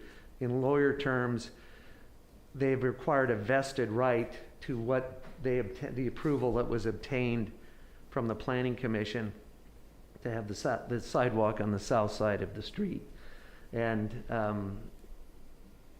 it wouldn't be either, fair or legal to do otherwise. So that's all I have, unless the council has any questions about. I can regurgitate the entire horrible history of this situation and what happened to the Fountains. But other than that, we're really just asking for the council to do, I guess, the compassionate thing tonight, the right thing, and confirm that with the permit that was given to Mr. Mackey, the house that was purchased by the Fountains has a right to have no sidewalk built next to their home. I don't think there's a way to legally build it anyway. And the council doesn't want to build a sidewalk that decimates the right-of-way below the house. So we respectfully request that you issue the encroachment permit with the $500,000 insurance requirement, not the $4 million, and may exceed the value of the home, actually. I'm not sure exactly what that home's worth. And the language which makes it clear that absent a necessity of expanding the street, that it wouldn't be revoked from them for any reason that some future council might find, as some of prior council members felt, were the public's interest and necessity. Thank you very much. Thank you, Mr. Lombardo. If the council has questions after public comment, they can go ahead and call you up after your rebuttal also. Is there anybody in the audience wishing to speak to this item tonight? Nobody in the room. Is there anybody in Zoom land wanting to speak? Mr. Mayor, oh, I see one hand up. Looks like Victoria Beach. Victoria Beach, welcome. You're muted. Victoria, you're muted. You're muted.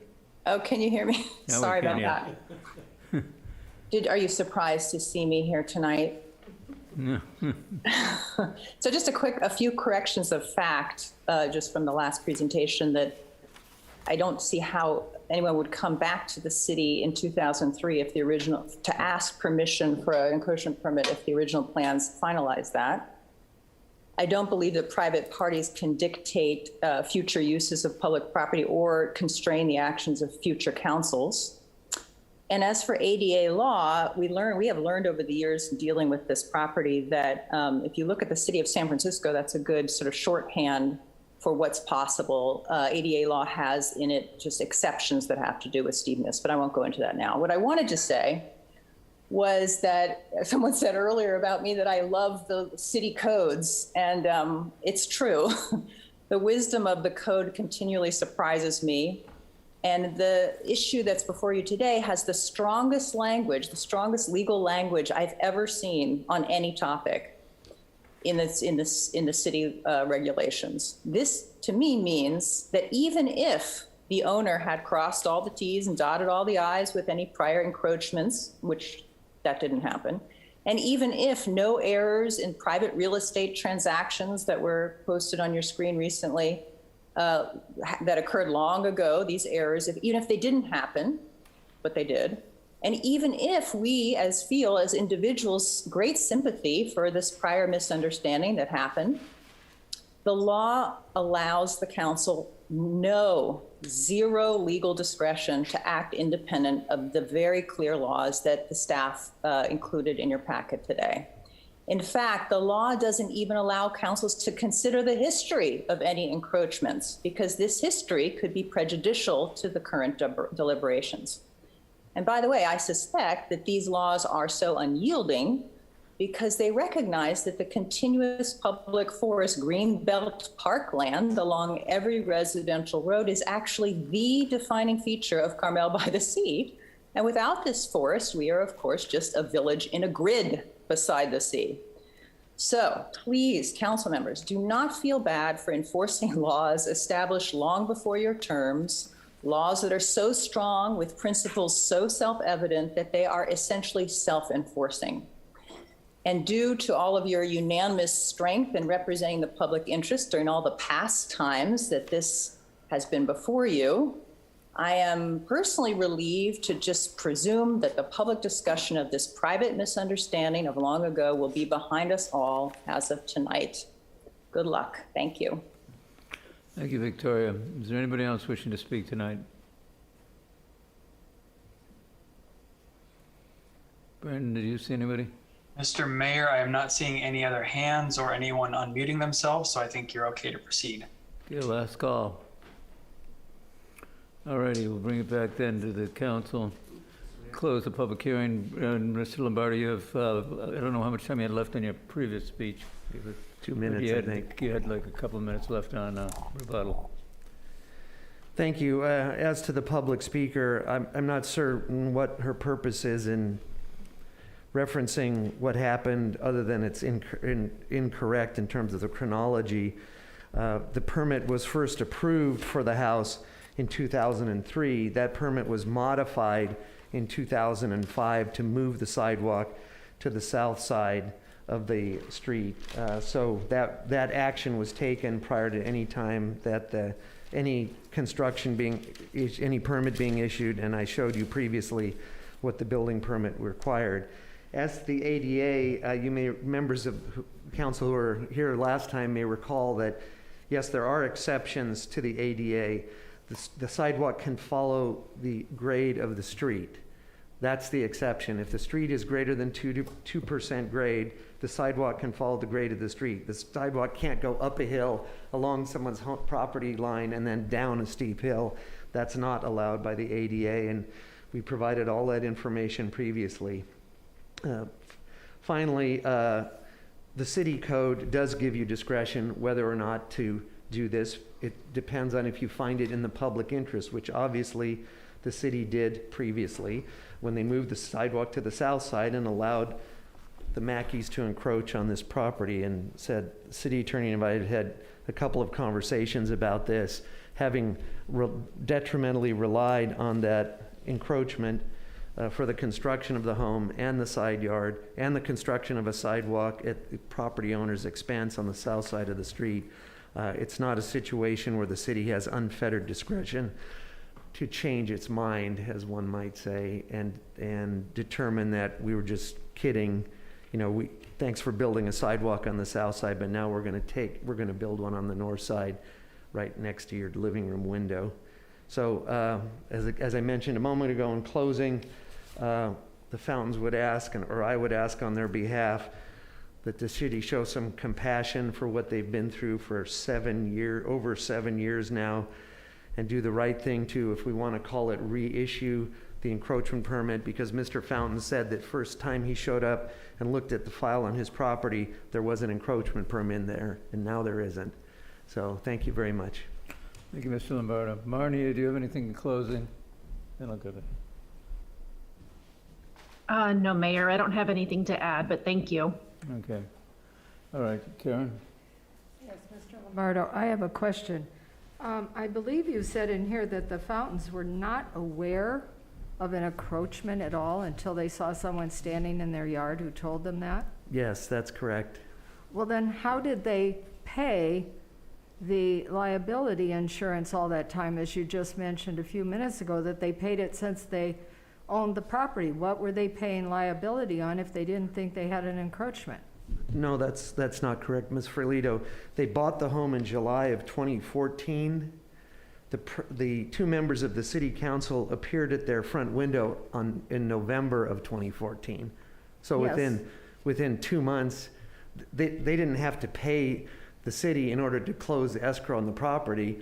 They didn't pay until the following year. So they learned 2 months after, I guess roughly 2 months, August, September, October, within 3 or 4 months after they bought it was when the first time they ever learned that their side yard was an encroachment. Okay, and I have a second question. So when they bought the property, the previous owner or his agent, the realtor in charge, or whoever filled out the paperwork, said there were no encroachments? Correct. It was not disclosed to them. Okay, so isn't this a civil matter between the Fountains and the person that they purchased from? And why is the city being asked to cure this? Well, it's not a civil matter because the prior owner can't grant them an encroachment permit, because without an encroachment, or if even worse, if the previously made threat to the Fountains that a sidewalk was going to be built next to their living room, that's nothing they can settle with Mr. Mackey. That's something only you can control. Only the city, they either have the house that they thought they bought, which had an encroachment, which the file of which is lost, or they don't. And that's what we've been trying to do for 7 years now, is establish how they can have the side yard that Mr. Mackey was given an encroachment permit for, because no one here tonight, but prior city representatives made a big point of saying, we're going to take this away from you and build a sidewalk right next to your house. And I don't think you can do that legally. And that's an issue between you and the Fountains, not the Fountains and the Mackeys, because you control that encroachment permit. Any other questions? Yeah, if I may. Sure. I'm a little lost. The agreement that you showed, those sort of, as Councilmember Ferlito was talking about, the private party agreement between the Mackeys and the Fountains. In that agreement, the question was asked, are there any encroachments? And Mackey answered no. Isn't that, I don't understand. He never said there was an encroachment. I don't understand, is there an you're arguing that there was an encroachment, because your client saw it in the file, but Mackey told your client in 2014 that there wasn't one. Like, you showed us the form, right? Clearly that So I was don't understand, and I'm still maybe a little unclear about the difference between a sort of an easement and an encroachment. But there's nothing, like, I don't see in the real estate forms that Mackey led your client to believe that there was an encroachment. And in fact, when I bought my house, like everyone, I got a plot map, of the property that shows, and I think in my case it showed the fence and my little house and the driveway and whatnot. And presumably your client got one too, not the form, but the map, right? And on that map, there would have been a picture of the piece of land, right? The 3,000 square foot plot or the 4,000 square foot plot. And the house, since it was built to the R4 district, would have shown as being on the side, on the lot line, right? Because that's where it's built, because it was built to R4 standards. So where in that documentation, like, I'm a little lost as to why, like, how the claim works that there was an encroachment, but there's no indication, there's an encroachment that was granted to the city, but there's no indication in the property file that there was. Like, the question is asked, are there any encroachments? And the answer is no. Well, that was not a correct answer. Clearly, there is an encroachment and has been since the city issued the building permit for the construction of the home with an encroachment. So if that's not a correct answer, wouldn't the time to have sort of ferret out whether that was a correct answer have been when they bought the house? Not now? Like I'm a little lost, to Councilmember Ferlito's point, that part, forgetting for a second what happened in 2003 and 2005, I'm a little lost as to how the statement that the encroachment permit, like, he never said, like, I don't see anything in what you provided that said, he said there was an encroachment permit. Like, I don't see that. I don't see any proof. Like, I just don't see it. Like, I don't see it on the form. I don't see it on what was presumably the map that the title company provided, which would have shown the fence outside. And I think you showed it, in fact, in your presentation, the fence outside of the property line. Well, the title companies don't provide survey maps. You get an assessor's parcel map and a preliminary title report. It doesn't show the improvements.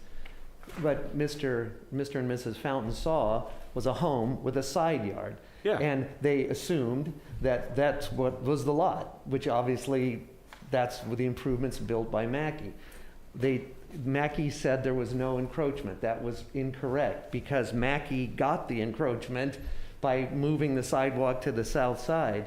And Mr. Mackey, it's not a civil matter between Mackey and Fountain only, because it involves the issuance of an encroachment permit, or involved the issuance of an encroachment permit that the city issued based on Mr.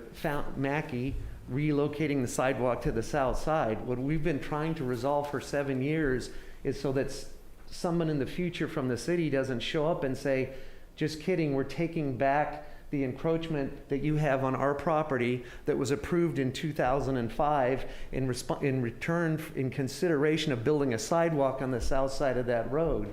The Fountains had no idea that that little sliver of yard wasn't their property. And for 7 years, they've been trying, and I would say mightily trying, to make this city happy enough to confirm that that is their encroachment, because that's what they bought. That's what the city permit required in 2005, and what they've had since then is a series of efforts to cajole them, force them, whatever, into building improvements that then the city council didn't want, but prior city councils did want.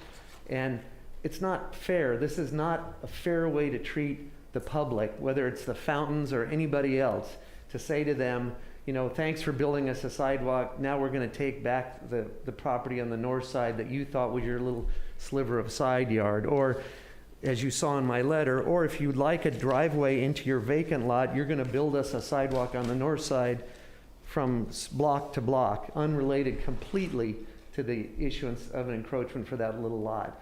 That isn't the way, personally, I'm not proud that the city I live in conducted business that way.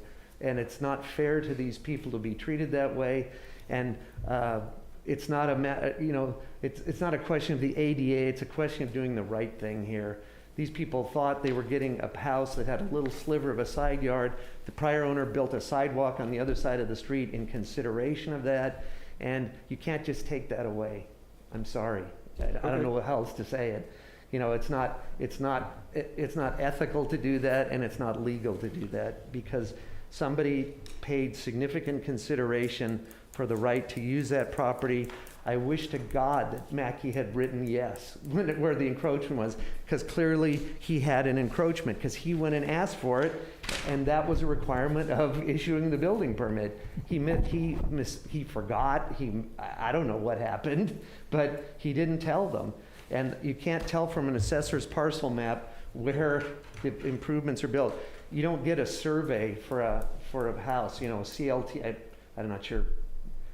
Councilmember Baron, familiar with real estate. But a CLT policy doesn't provide a survey. Thank you, Tony. We get it. Thank you, Ms. Lombardo. Okay, bring it back to council. Any other questions, comments? Carrie, sorry. Well, so part of the problem here is that this was never recorded. Is that correct? And so that, that's, and I'm having a little problem with the whole what was disclosed or not disclosed. So that's where my question is. It was never properly recorded. Is that correct? We don't know, council member. We don't know Right. what happened. Mr. Lombardo has represented that there used to be a piece of paper, which was the encroachment permit, that no longer exists. So as Ms. Waffle was saying, the items before you in a format where, again, there's no appeal, so it's not de novo. This is the request for an encroachment permit for what you see on the site today before council. Well, so a lot of the past is It's not even. It's interesting, but it's not really relevant to the item before you tonight. what's not relevant? Everything that happened in the past. Okay. Because this is a brand new application before you. Okay. So, but let me ask you this. When an encroachment permit is recorded properly, is it recorded with the deed? Is it recorded?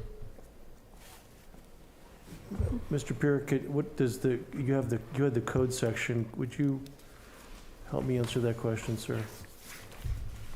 Sure. The encroachment permit could be, it is not tied to the deed. So the encroachment permit could have, for example, Mr. Mackey, if he had gotten the encroachment permit, it could have been recorded at that time, not necessarily in connection with the sale of the property. You can obtain an encroachment permit that's not tied to the sale of the property. So the answer to your question is, it is not linked to the deed.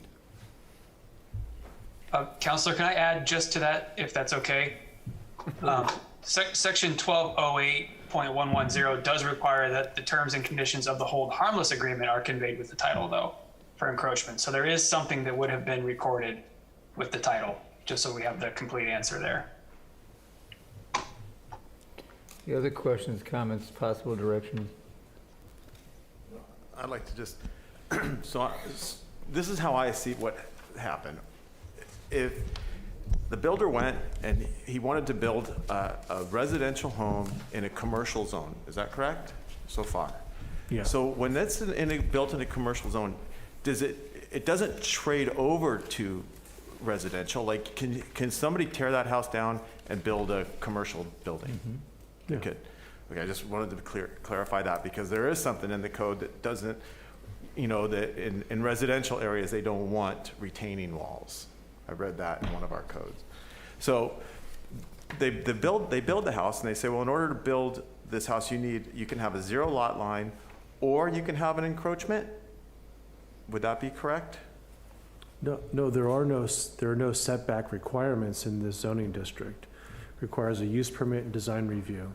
And so it went through design review. In 2003. And it went through landscaping and all of that. The landscape plan was part of the plan submittal. And then those all were approved and they were ultimately signed off on. The plans were approved, sir, and the obligation and the correction notice that Mr. Lombardo just showed says obtain an encroachment permit.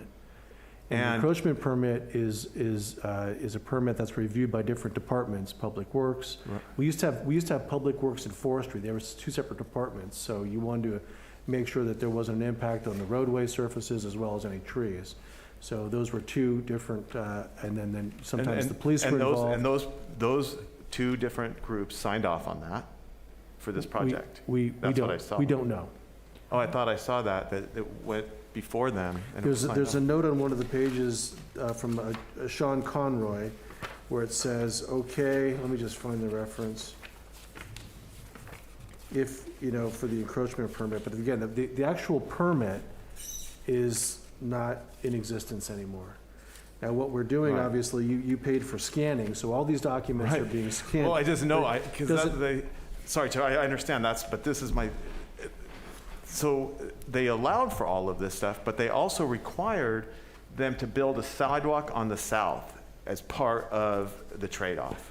The original obligation was to build the sidewalk on the north side, and then they subsequently went back and asked the Planning Commission to amend condition number 8 to allow them to move that sidewalk from the north side to the south side, which was built by the previous property owner, Mr. Right. Mackey. And then, because I know I've been in my file or other files, it's easy for something to get misplaced or lost in those files before the scanning, which I'm so glad that we're doing now.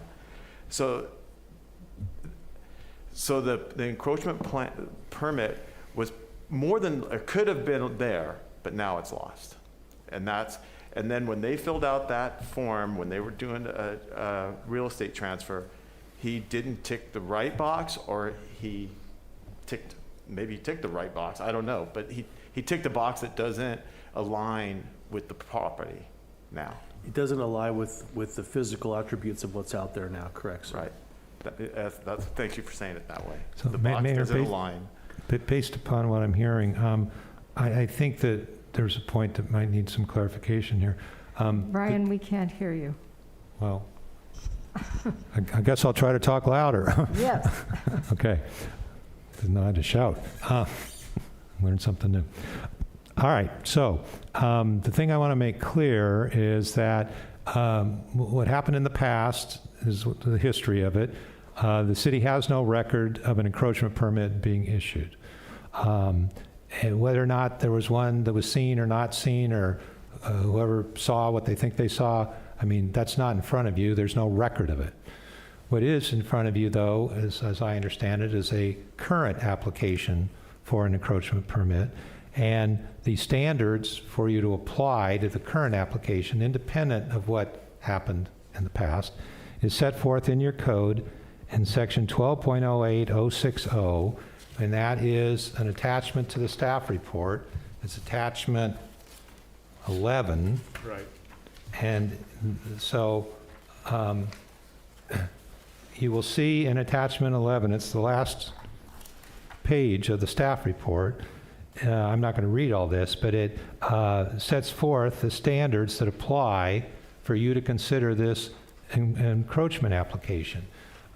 There is an earlier provision that allows for the city administrator to make a decision on an encroachment application. However, the city administrator also has the discretion to defer that decision to the city council under certain circumstances, which is what's here before you. And to go to the comment from Ms. Waffle earlier, she's right that this is not a de novo hearing. This is just a hearing, because you are not reviewing a decision by the Planning Commission.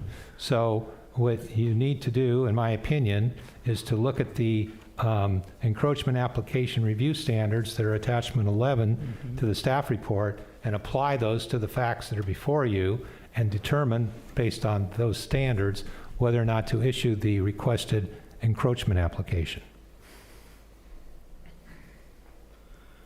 All right, I'll try to get this ball rolling here. Go ahead. Yes, I think, oh, can you put that back up, please? 12.08060. Bobby, do you have that on your screen, or is your screen? Oh. There are several things on here that we really have to take seriously, and the encroachment and enjoyment shall is a pretty strong word, be in the public interest. I don't see any public interest in this. This is a private interest that is being served by this. Not to say that there is going to be an immediate sidewalk, but someday with a scout house being revamped, there may be need for a sidewalk so that people don't have to cross a street, walk down a path, and then cross another street in order to get to the scout house. That may be a future need. I don't believe we should ever relinquish public property without a public interest. So I would make a motion that we deny this application. A motion, do we have a second? Motion fails for lack of a second. I have a question. Okay, but let's, about the motion, about the, About my motion? I just said that the motion failed because it didn't get a second. Are we going on for discussion on that? I would like to ask. I'll do a second for discussion. Okay. Okay. I have a question about something Councilmember Filito said about the public interest. So in the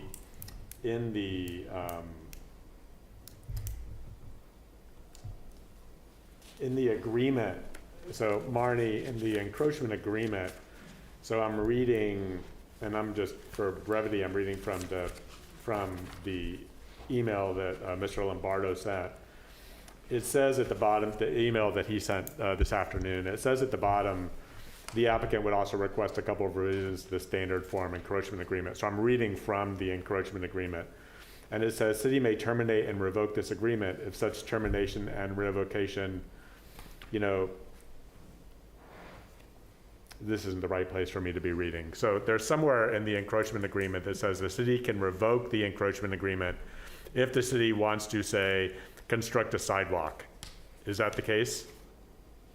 So if the city were to grant the encroachment agreement to Mr. Fountain, and then as Councilmember Filito brings up, the Scout House is done, and we need a sidewalk on that side of the street, since it's in the commercial district and we're allowed to install a sidewalk on that side of the street. If the city decided that it needed to install that sidewalk, can the city unilaterally revoke the encroachment agreement? Well, there's two different flavors of encroachment permits. One is revocable, it's a temporary encroachment permit, and some are permanent. And again, Mr. Purick has the entire code section, I thought he did. What's at issue here? Well, I think what Mr. Lombardo's asking for is a permanent encroachment permit. So here's the code. Here's on the screen is the city may terminate and revoke this agreement at any time that is determined by the city council to be in the best interest of the city and necessary to promote the public health, safety, or welfare. So when I read that, Marnie or Brian, I say that my reading is that if the city wanted to install a sidewalk for use for the Scout House, say there's a lot of traffic now on that street, on that side of the street, the city could revoke this agreement. Is that the case? I'll answer that one. We're looking at attachment 10 to the staff report, and specifically paragraph 4 that you're reading in terms of the city's right to terminate and revoke the agreement in the interest of the public. Kind of paraphrasing. Yep, that's it. So just to make sure that we're all talking about the same thing, the answer is you can include such a provision. I'm looking at your code, and this is section 12.08020 under definitions, and the definitions are, if it's a temporary encroachment, this is section D like dog, means any encroachment which remains on city city-owned property or public right-of-way, on the public right-of-way for 90 days or less. And then section E defines a permanent encroachment, which means any encroachment which remains on city-owned property or in the public right-of-way more than 90 days. So there's no indication in your code that I'm seeing that requires that when you grant a permanent encroachment, that you would not have the right to terminate it in the interest of the public. And I think we just saw previously the standards, and I think that Councilmember Ferlito has mentioned them as well, the public interest issue.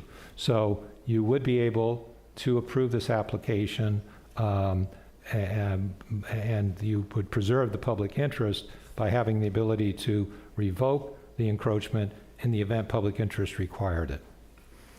Okay, I want to ask you another question. What if we just wanted to remove the fence, restore the plantings, work with the applicant to provide native plantings that would create some sort of screen, and just restore the property and not grant an encroachment? We could do that as well. In other words, tonight, we really have to find that there is a public interest before we can approve this encroachment. And what is the public interest?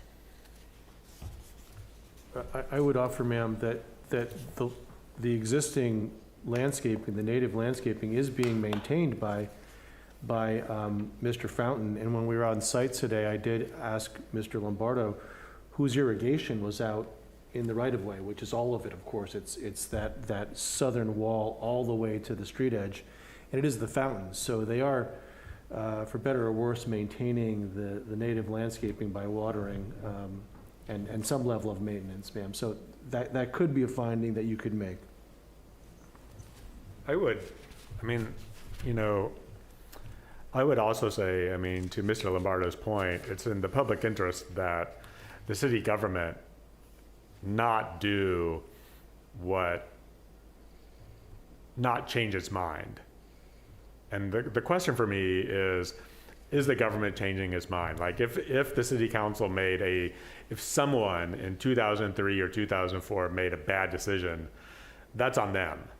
Like that's not, past city councils have made lots of bad decisions that I don't agree with, but we don't go back and we don't willy-nilly go back and do things to,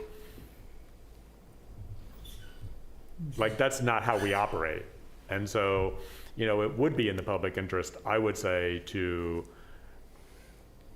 grant, if we think that there's, they went through a lot of work, and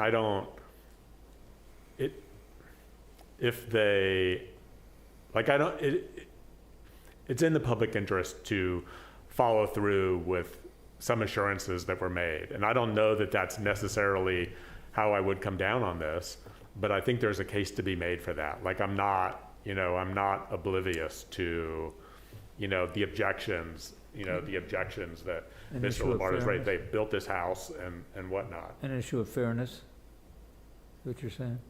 Yeah. Okay. Good point. So, where are we? We've got a There's motion. a motion. There's a motion and a second. So You wanna wait? So, my concern is that I'm still having a problem with the justifiable need. The safety is a big issue for me because, unfortunately, what we're finding, people are not using the south sidewalk. And they are going in front of this property, and as we saw today, it's very steep because the fence is not in recess to the property line. So what we're finding is, as much as we tried to do the right thing from a standpoint of having that south sidewalk built, we're finding that through the history of that sidewalk, people are not using it. And they're not taking the time to go around They're actually, and as you can see, when we went on the property, you could see the little pathway people are walking.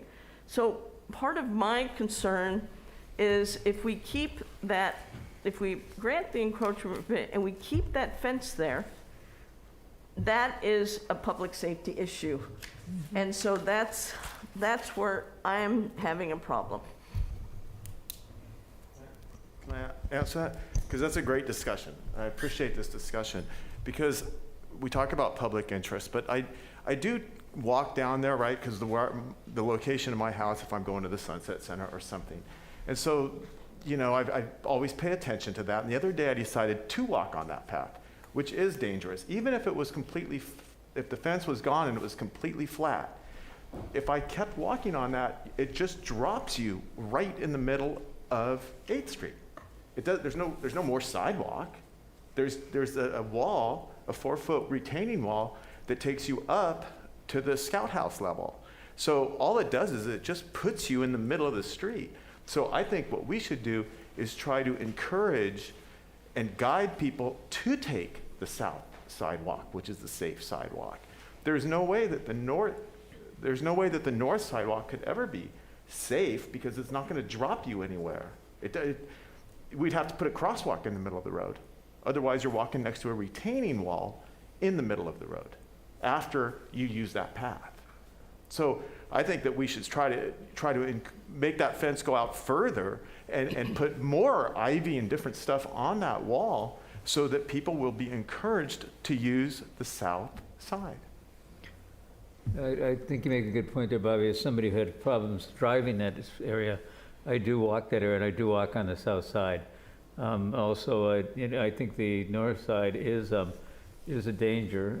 I'd rather see us put a fence down the balance of the wall, the balance of the hill, so people do not go up there. And I don't think it's offensive. I don't really believe those are real footsteps there. I mean, it seems a little contrived to believe that anybody's actually walking there on a regular basis. If you're going down there, what are you going down there for? To get to the back side of the dance studio? In order to do that, you got to cut through the lot where the Scout House is, and you got to go back to the back fence there and down into the back of the property. I find it hard to believe that that's actually being used as a walkway. For that reason, I'm inclined to approve the permit as it is. I think we did get an improvement on the south side.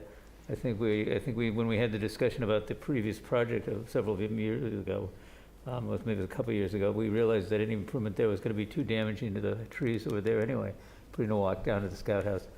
So I'd just rather approve the permit as it is now. Well, right now we have a motion and a second, Yep. and I'd like to bring up that the proposed encroachment shall not diminish public use or enjoyment, and it shall be in the public interest, and that it shall not adversely impact existing rights-of-way or preclude or make difficult the establishment or improvement of existing or potential streets or pedestrian ways. We have a code to follow. We have review standards to follow. This is what we are required to consider. That's nice. Let's call a question. Or you want to do second it for discussion? Does your second still stand? I did second it for discussion. Okay, all right, okay. Call a question. A motion and a second. The motion is to deny the permit as applied. Okay, Marnie, would you call the roll, please? Yeah, not Marnie, Yashin, would you call them all, please? Yes, Mayor. Councilmember Barron. Yes. Councilmember Ferlito. Yes. Councilmember Tice. Yes. Mayor Pro Tem Richards. No. Mayor Potter. No. It's a majority vote. The motion passes. All right, well, that took care of that. All right, so that then brings us to the end of the meeting, I believe, unless there's anybody has any future items they'd like to put on the agenda? We have one do. that's already been put on. I would Yes, like ma'am. to bring up at some point on a future agenda the idea that Richard Kreitman has brought to us about no smoking on our public streets downtown to for the health and safety of our residents and our shopkeepers. All righty. Yeah, and I think I think you've made that, I think you've asked for that before, and I think, if my memory serves, when you asked for it before, I asked that that sort of be amended to include wood-burning fireplaces. You Yes, know, the issue of smoke is smoke, whether it's coming from cigarettes or wood-burning fireplaces, and I think they're sort of the same thing. I think that cigarettes go into the ocean, and that's a little different. But I would be interested, you know, in having that discussion if we can. As time allows. All righty, that noted, we stand adjourned. Thank you all.